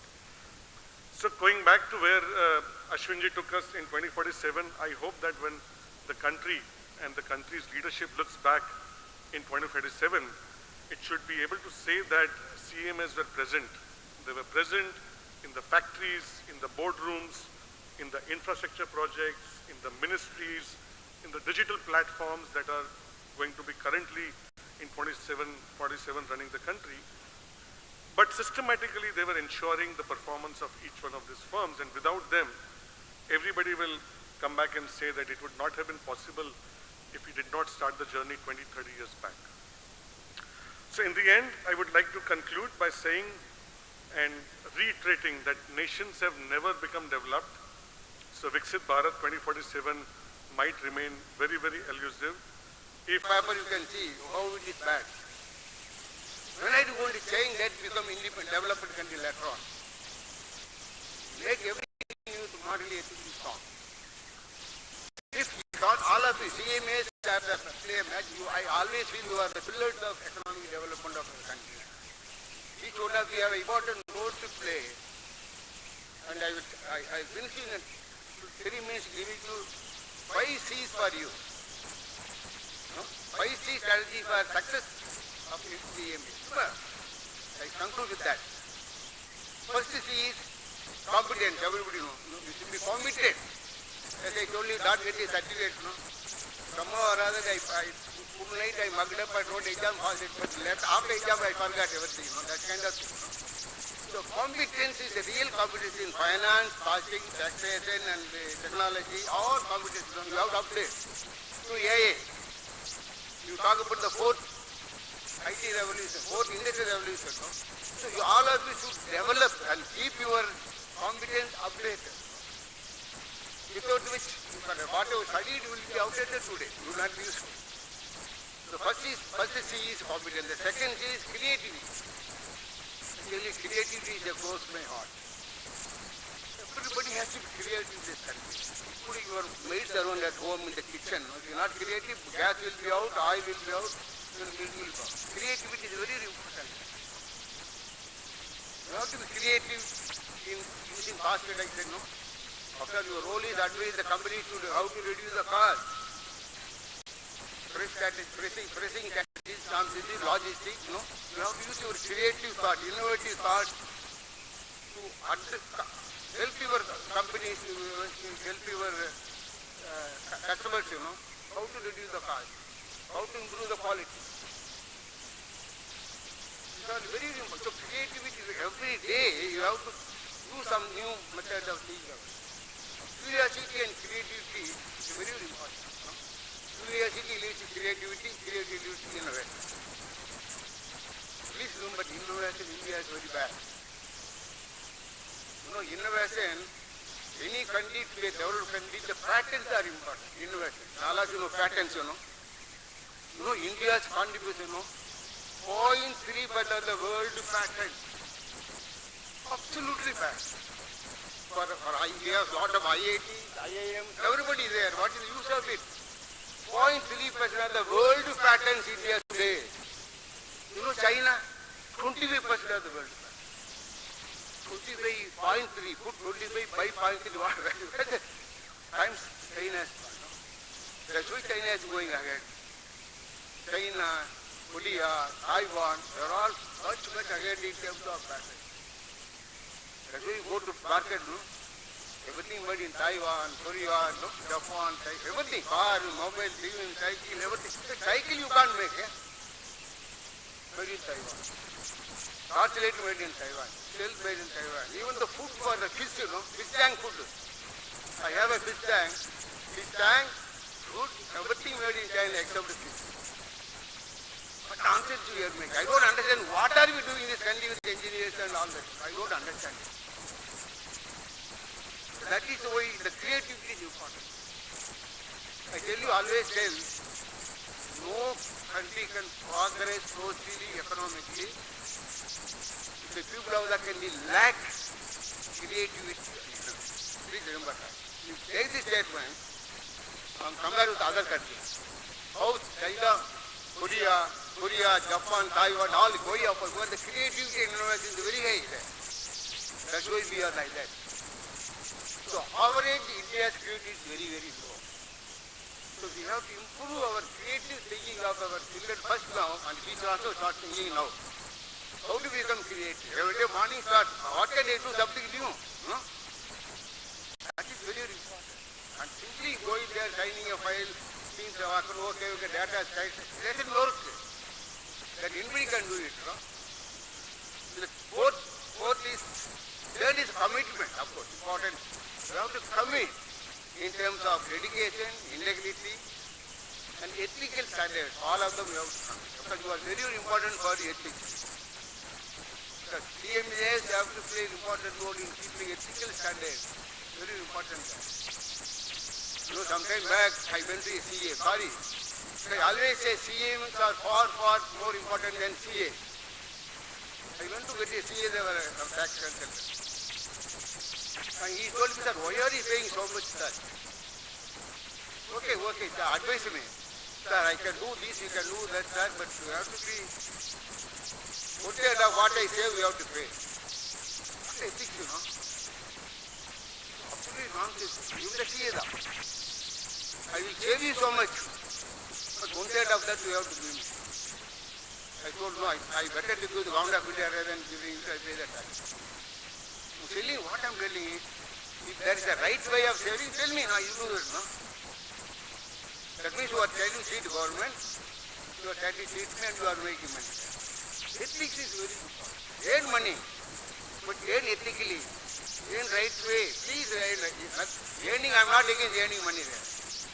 Earn right way.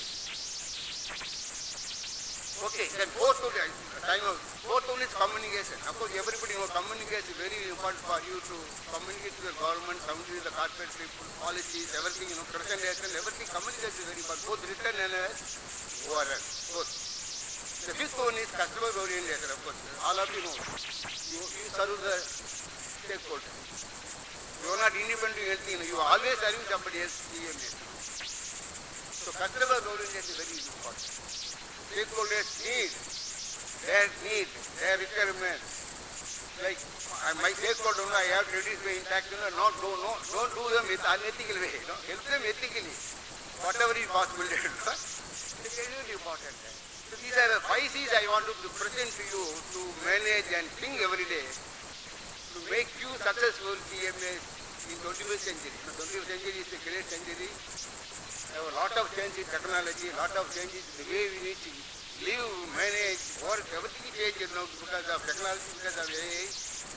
But please remember, AI is a tool, do not afraid of AI. AI can never take anyone up for us. AI may do some algorithm, may do something, may write the program, but ultimately you have to find out whether right or wrong, you have to do that. Or you have the knowledge much better than AI knowledge, So don't afraid of AI, but more important is, I really appreciate your team of the conference, and also appreciate the Vikit Bharat of our Prime Minister Modi, but it won't happen unless we all work. unless we commit together, unless we commit over to national development as an individual. National development should be in our heart. It is not there for our age 2000 today. You know, students want to study 200 schools, join another city, go to abroad, settle down in USA, then what kind of nation building? No? Huh? I tell you, in Vadavalli, where I live in Coimbatore, 10 years back was one old age home. Today you have 100 old age homes, senior citizen old age home. I visit every day. I have one house reserved there for me. I not done that. You know, I go there almost whenever I have time, I go and meet them. Most of them are former general of army, secretary, general managers, bank chairmen, all there. Ask them, sir, my only son in America, my daughter is in Australia. Only spend money for make them to doctor and engineer all day. No, what can I do, sir? They have left that. Now they are not even coming and seeing. How can they develop India? No? But patriotism is more important. To make India Viksit Bharat, everybody should be patient. No? Everybody else develop. If I won't develop my own pocket, no, India won't develop. That's why I never put a quote. Sorry, I don't say you have to put a quote to that. No? All pockets you can fill up at the end of the day, all 4 pockets will be filled. All those are the White House that Tamil Nadu put quotes and only the put in the quote, all fill up. How do you make education good? No? I tell you, I'm really I have spent 60 years in public service. I started my life in 1970 as a public servant. Today, more than 50 years I spent. Today, it was sad. I was IT advisor, a large number of state government today, but even IT is not implemented properly where it should be done. They are offering. IT cannot be corrupted, no?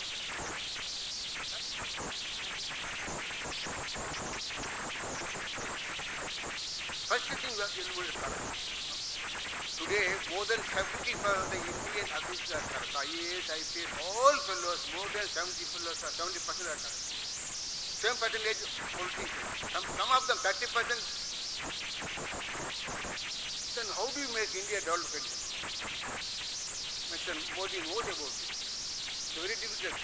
How do you change the 70% of the fellows from corrupt fellows to non-corrupt? Very difficult. And that is, unless you do that, sorry, India will develop. Unless you change these fellows, corrupt parties, I put them in jail. Arrest all the fellows, put them in jail. No, why you are not doing it? And simply, the raids, vigilance raids, but nothing happened there after that. It won't work.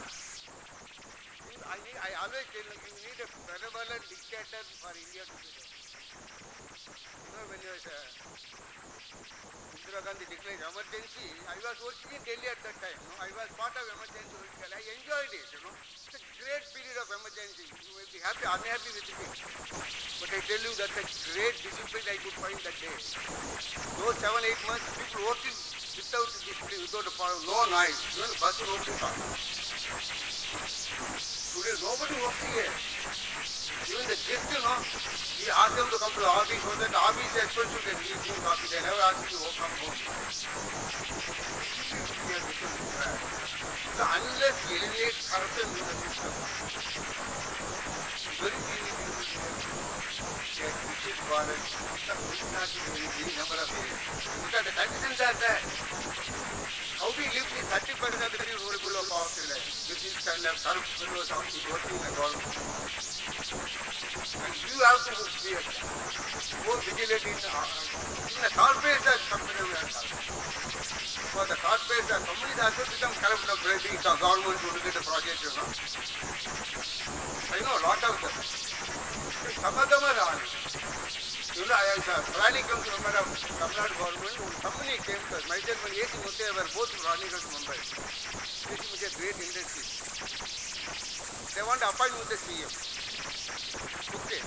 Myself, both of them approached at that time CM.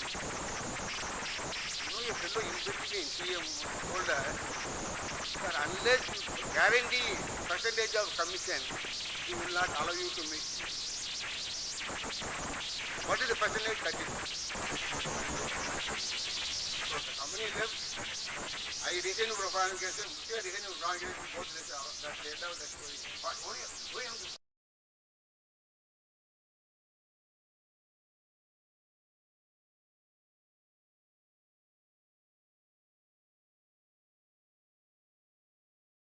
to come some other state? Anyway, with these viewers, I do not take much time, already over time. And this is my wish. I wish the India will be a development 20%. I won't be there. Most of us won't be there. 20%, another 20%.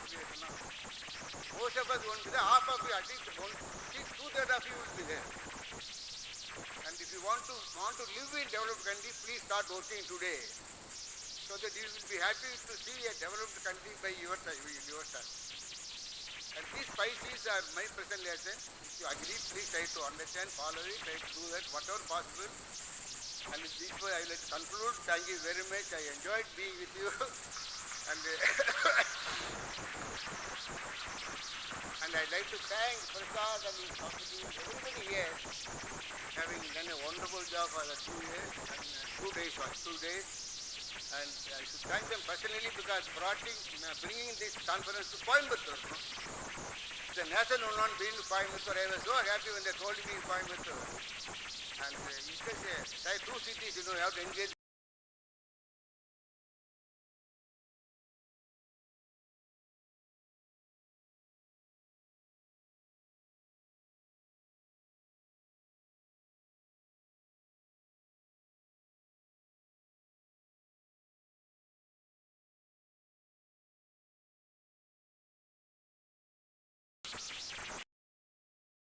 Call upon our respected Vice President, a pillar of strength and wisdom for our organization.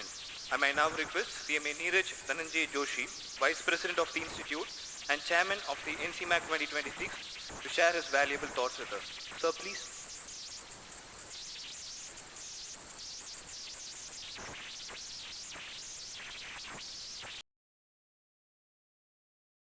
Good afternoon. Respected Dr. Valedictory, Chief Guest for the Valedictory session, CMA PhD Prasad Sir, President of the Institute, CMA Ashwin Dalwadi Sir, former President of the Institute and Council Member of ICMAI, CMA Dr. Ashish Thadde, Council Member, CMA Dr. D.P. Nandi, Secretary of the Institute, CMA Dr. R. Maheswaran Sir, Chairman Coimbatore Chapter, all the former presidents of the gathering, all my colleagues in the council, regional council, and chapters. First of all, I thank you all for your active participation in NCMAC 2026. I also like to thank all the sponsors, the corporates, the practitioners, the chapters, specifically the Coimbatore chapter team for their dedicated support along with all the volunteers also and staff of Keynote.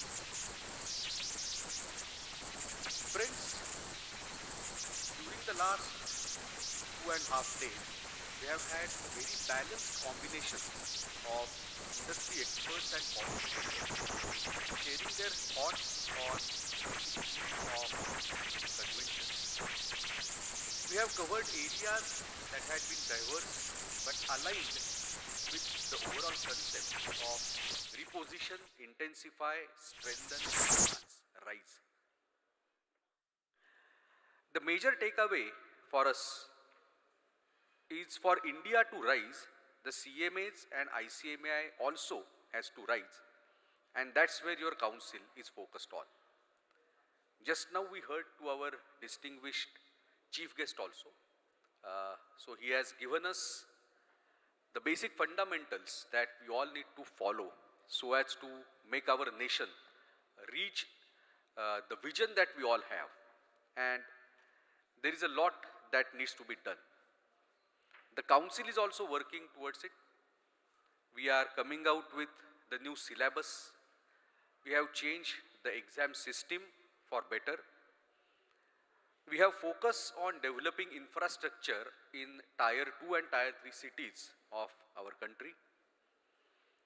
We are coming out with the newer advertisement guidelines. The MDP is on the offing, so Institute is also working very closely with government so as to build world-class consultancy firms, the Indian consultancy firms.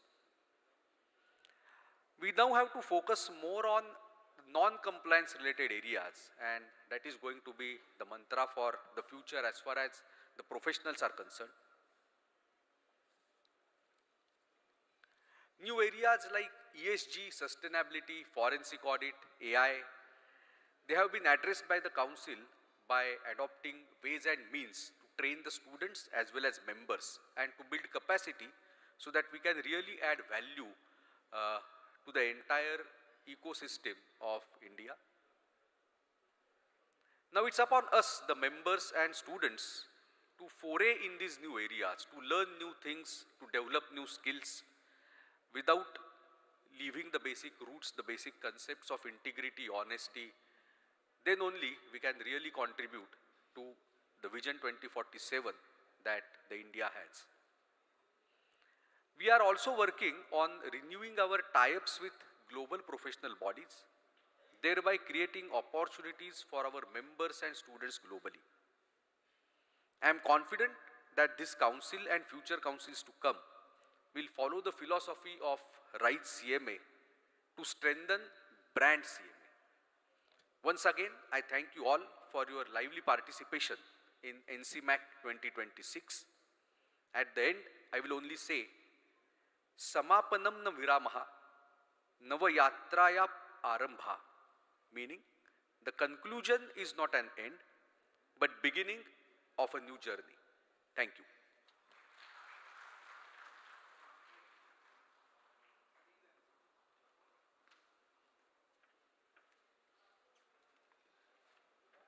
Thank you, sir. It's my great honor to invite a highly esteemed personality, a senior and distinguished leader whose vast experience, remarkable qualifications, humble demeanor inspire all of us. I may now request CMA TCA Srinivasa Prasad, President, the Institute of Cost Accountants of India and Chief Patron of the 63rd National Cost and Management Accountants Convention 2026 to kindly share a few words with us.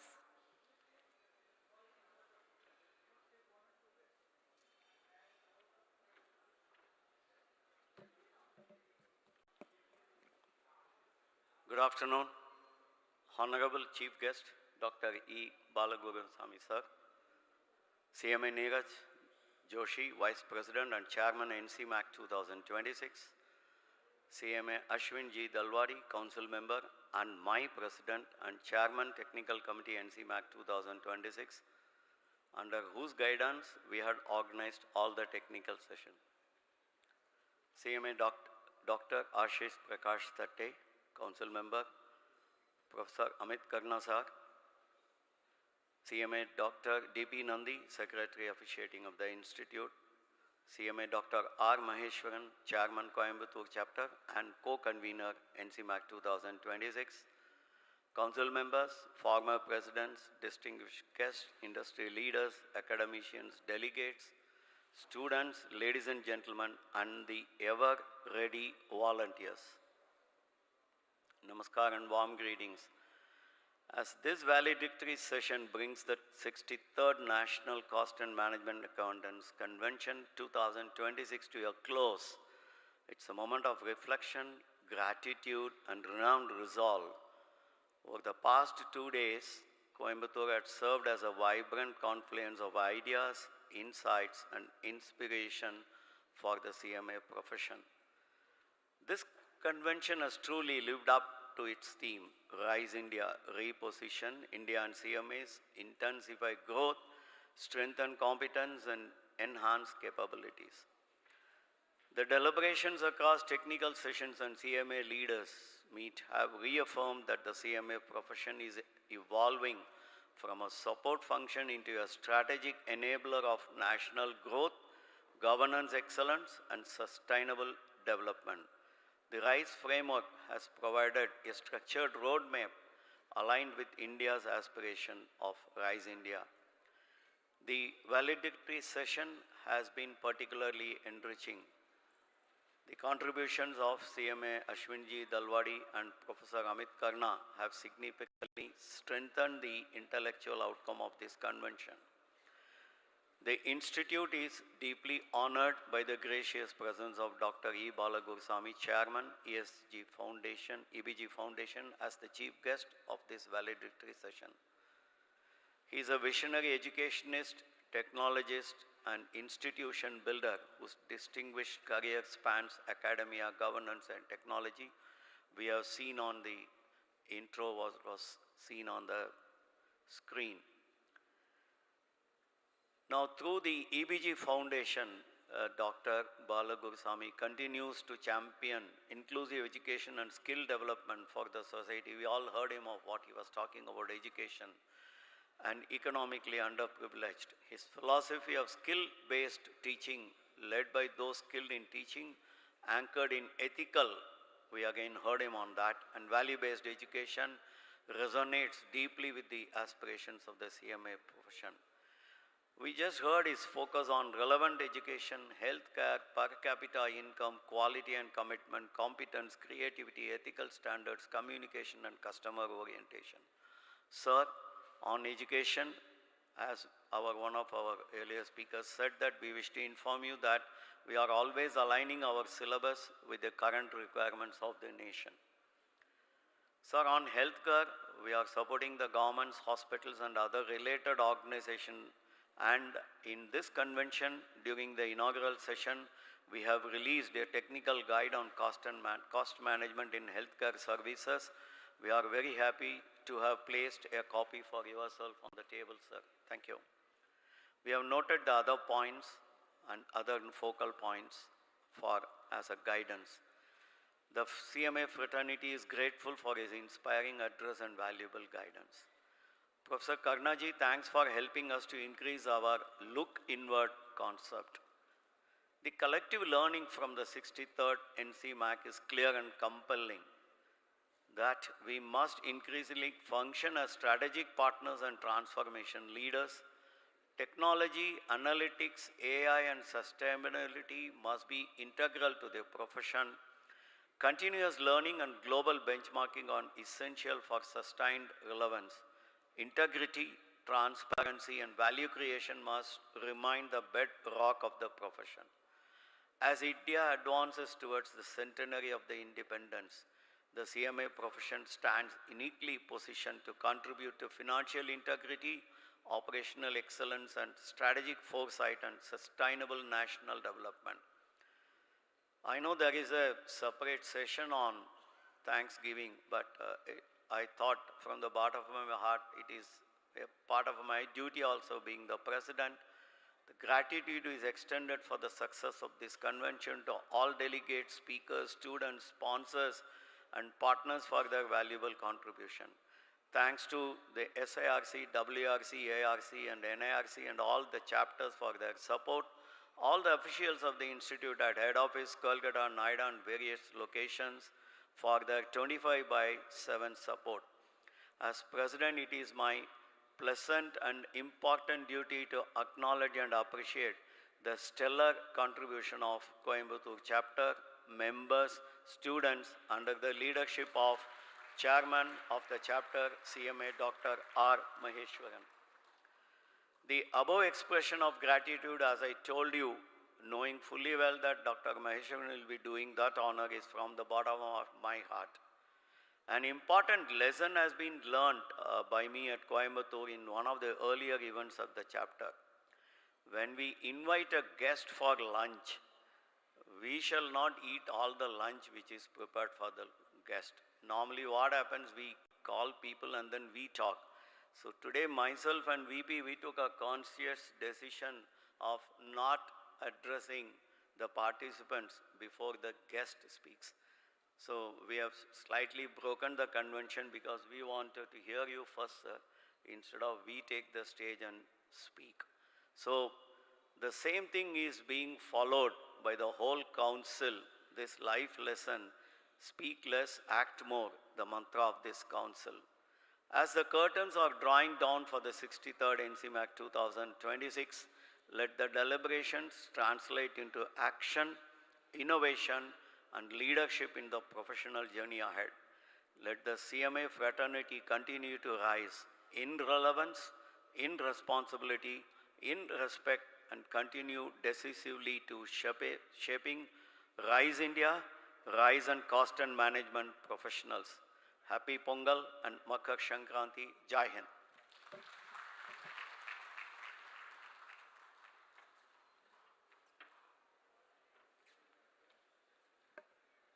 Thank you, sir.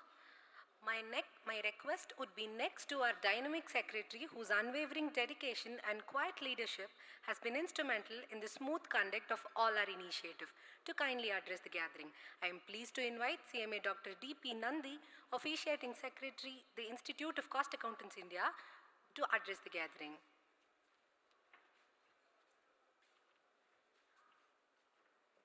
Thank you. A very good afternoon. And this is just the fag end of 3 days National Cost and Management Accounting Convention. So respected Chairman, Chief Guest of this session, Dr. E. Balaguru Samiji, Chairman EVG Foundation and former Vice Chancellor of Anna University. Our respected President Sir, Vice President Sir, our Council Member Ashish Thateji, Dr. Ashish Thateji, Mahesh Sharanji, CMA Ashin Dalwadiji, and Professor Amit Karna. I am Ahmedabad. Our distinguished guests, former presidents, all council members, all regional council members, guests and council members from different chapters. So at the very outset, I would like to congratulate all the functions they are performed by the chapter. A big round of applause for the chapter people of Coimbatore chapter and the chairman of Coimbatore chapter, Dr. Mahesh Sharanji. So I'd also like to congratulate our staff members, directors, those who are working tirelessly, along with the around 50 volunteers of Coimbatore chapter, SIRC people, and also I'd like to congratulate CMA Shankarji, Ravi Shankarji for his commitment for this program. So this 3 days program was based on our theme on RISE, that is basically on repositioning India and CMAs, intensifying growth of the profession and strengthening competence and enhancing capabilities along with leadership meet and other sessions. So everything has been discussed very clearly and distinctly about this Vikshit Bharat 2047 mission of our Honorable Prime Minister, and towards this end we are working. So I think the time is very short. I'd just like to utter a very important statement, what our famous statesman Swami Vivekananda has said 130 years ago regarding this Rise India concept, which we should not forget. Let new India arise. Let her arise out of the peasant's cottage, grasping the plough, out of the hearts of the fisherman, the cobbler, and the sweeper. Let her emanate from the factory, from the marts, and from the markets, and from groves and forests, from the hills and mountains. So this should be our motto. If the growth is not inclusive, if we cannot touch the unreached, our mission will be incomplete. So that is why our institute is working in that end. We have reached almost all the pin codes of India regarding students' admission, almost of the cities, and our ratio of the female and male students is almost equal 50-50. So we are working on this goal, and hopefully by this time we'll be achieving towards the goal. So we are very much happy that in a year we have been completing 2 very important NCMAC, one at Bhubaneswar and one at Coimbatore, very successfully with more than 1,000 participants. So big round of applause for the CMA fraternity. Thank you, everyone.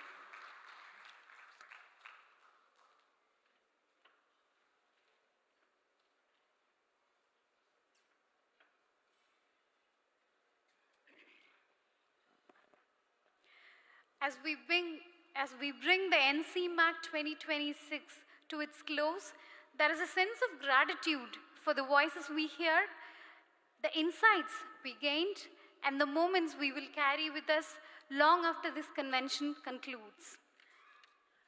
Ladies and gentlemen, while the NCMAC 2026 is officially a team effort, let's be honest, anyone who's seen this convention in action knows that there are always people who quietly make sure that nothing actually falls apart, while the rest of us are running around like headless chickens.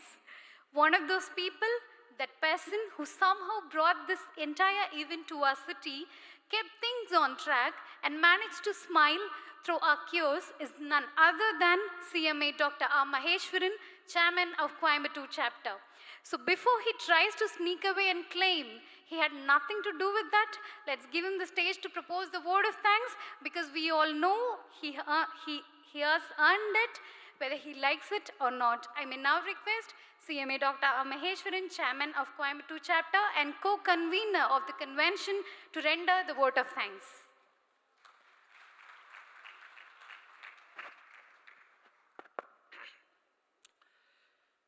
Thank you, Indu. Respected Chief Guest, Professor Dr. Balagurusamy, President of ICMA, CMA TCS Srinivas Prasad, Vice President, CMA Niraj D. Joshi, other council members and dignitaries on the dais, off the dais, ladies and gentlemen. It's a privilege to propose a formal vote of thanks. Don't be afraid, I will not take much time, only 5 minutes, because I'm standing before your lunch and you. In 5 minutes I'll wind up. So curtains are being rolled down for this NCMAC 2026. At the outset, I'd like to thank profoundly from the bottom of our heart our Chief Guest for the valedictory session, Professor Dr. Balagurusamy, former Vice Chancellor, Anna University, Chairman EBG Trust, IT Advisor for Andhra Government, Advisor for Governor of Jharkhand, and many, many laurels. Sir, profoundly we thank you. Whenever we invite for any function, without saying any word, you say, when I have to come. So thank you very much, sir, for your kindness. A man of simple, noble simplicity. I profoundly thank you, sir, for accepting our invitation amidst your busy schedule being here. Next, I'd like to thank our President, Vice President, and the entire Central Council members for having imposing confidence on Coimbatore and conducting this conference in Coimbatore. Coimbatore is a city of happening. Coimbatore is a magical city. So I think we have proven that this could be done in Coimbatore. Thank you for having imposed confidence on Coimbatore. I'd like to thank all our past presidents, regional council members, office bearers, chairman of the 112 chapters of the country, officers, directors from the Institute of Cost Accounts of India, our sponsors, delegates, corporate delegates, family members, and who else? I think I thank everyone. And I also take privilege in thanking the hotel management and the staffs who have been running with us for the past 3 days in arranging this medleys, and also the event manager, DG Advertise, Mr. Ramesh, who have been with us for all the 3 days. And I would be failing in my duty if I don't thank my team of volunteers. As a sample, I like to invite the MC team and stage committee, which is back screens, to the center stage. As a sample, I cannot invite all the volunteers, they are still on the duty. Indu and team, can you please come to the center stage?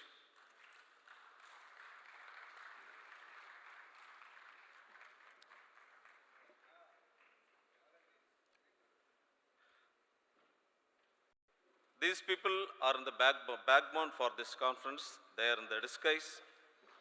Gentlemen, please give a big round of applause for my team Coimbatore.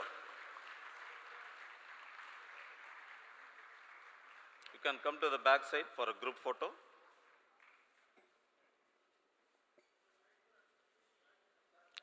I will also join.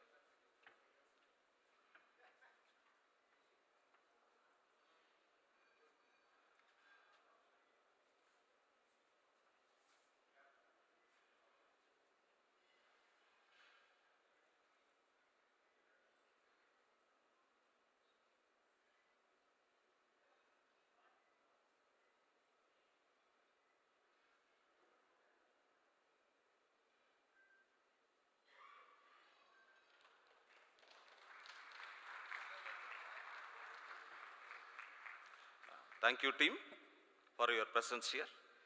Ladies and gentlemen, I would like to profoundly thank all the participants, all the speakers, all the chairpersons for the session for enlightening us all these 3 days with your technical knowledge, etc. And last but not least, I would like to thank all our members, senior members of Coimbatore who have been supporting us disguisedly, directly, indirectly in conduct of this conference, NCMAC 2026. One last word, there could be some shortfalls. If you want to find shortfalls, curse anybody, I am the person to curse. If you want to praise, praise my team. Thank you, Jai Hind, Namaste.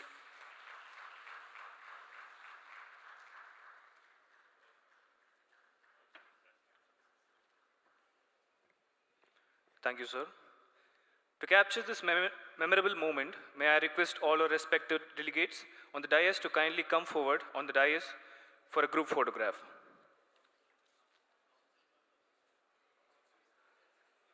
I request all the delegates and council members to come to the dais for a group photograph. Only the council members. Request all the Central Council members to please come on the dais.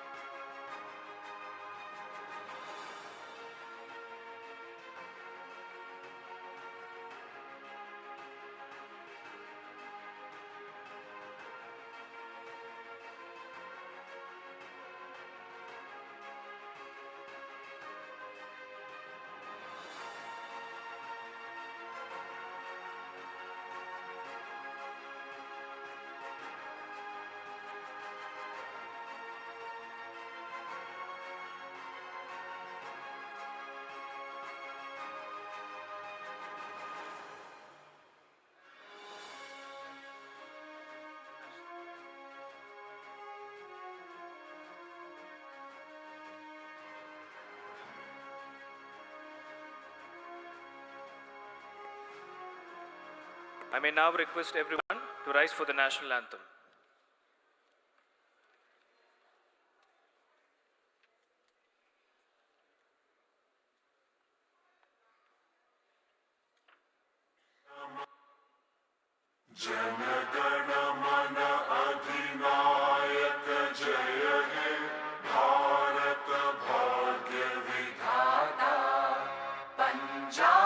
Sindh Gujarat Maratha Dravid Utkal वंगा विंध्य हिमाचल यमुना गंगा उच्चल जलधि तरंगा तव शुभ नामे जागे तव शुभ आशीष मांगे गाहे तव जय गाथा जन गण मंगलदायक जय हे भारत भाग्य विधाता जय हे जय हे जय हे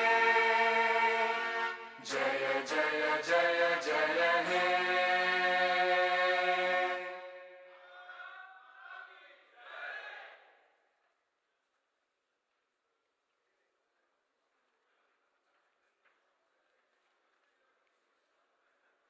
We request the delegates to collect your delegate kit arranged at the lobby. I repeat, We request that you collect your delegate kit arranged at the lobby. Thank you.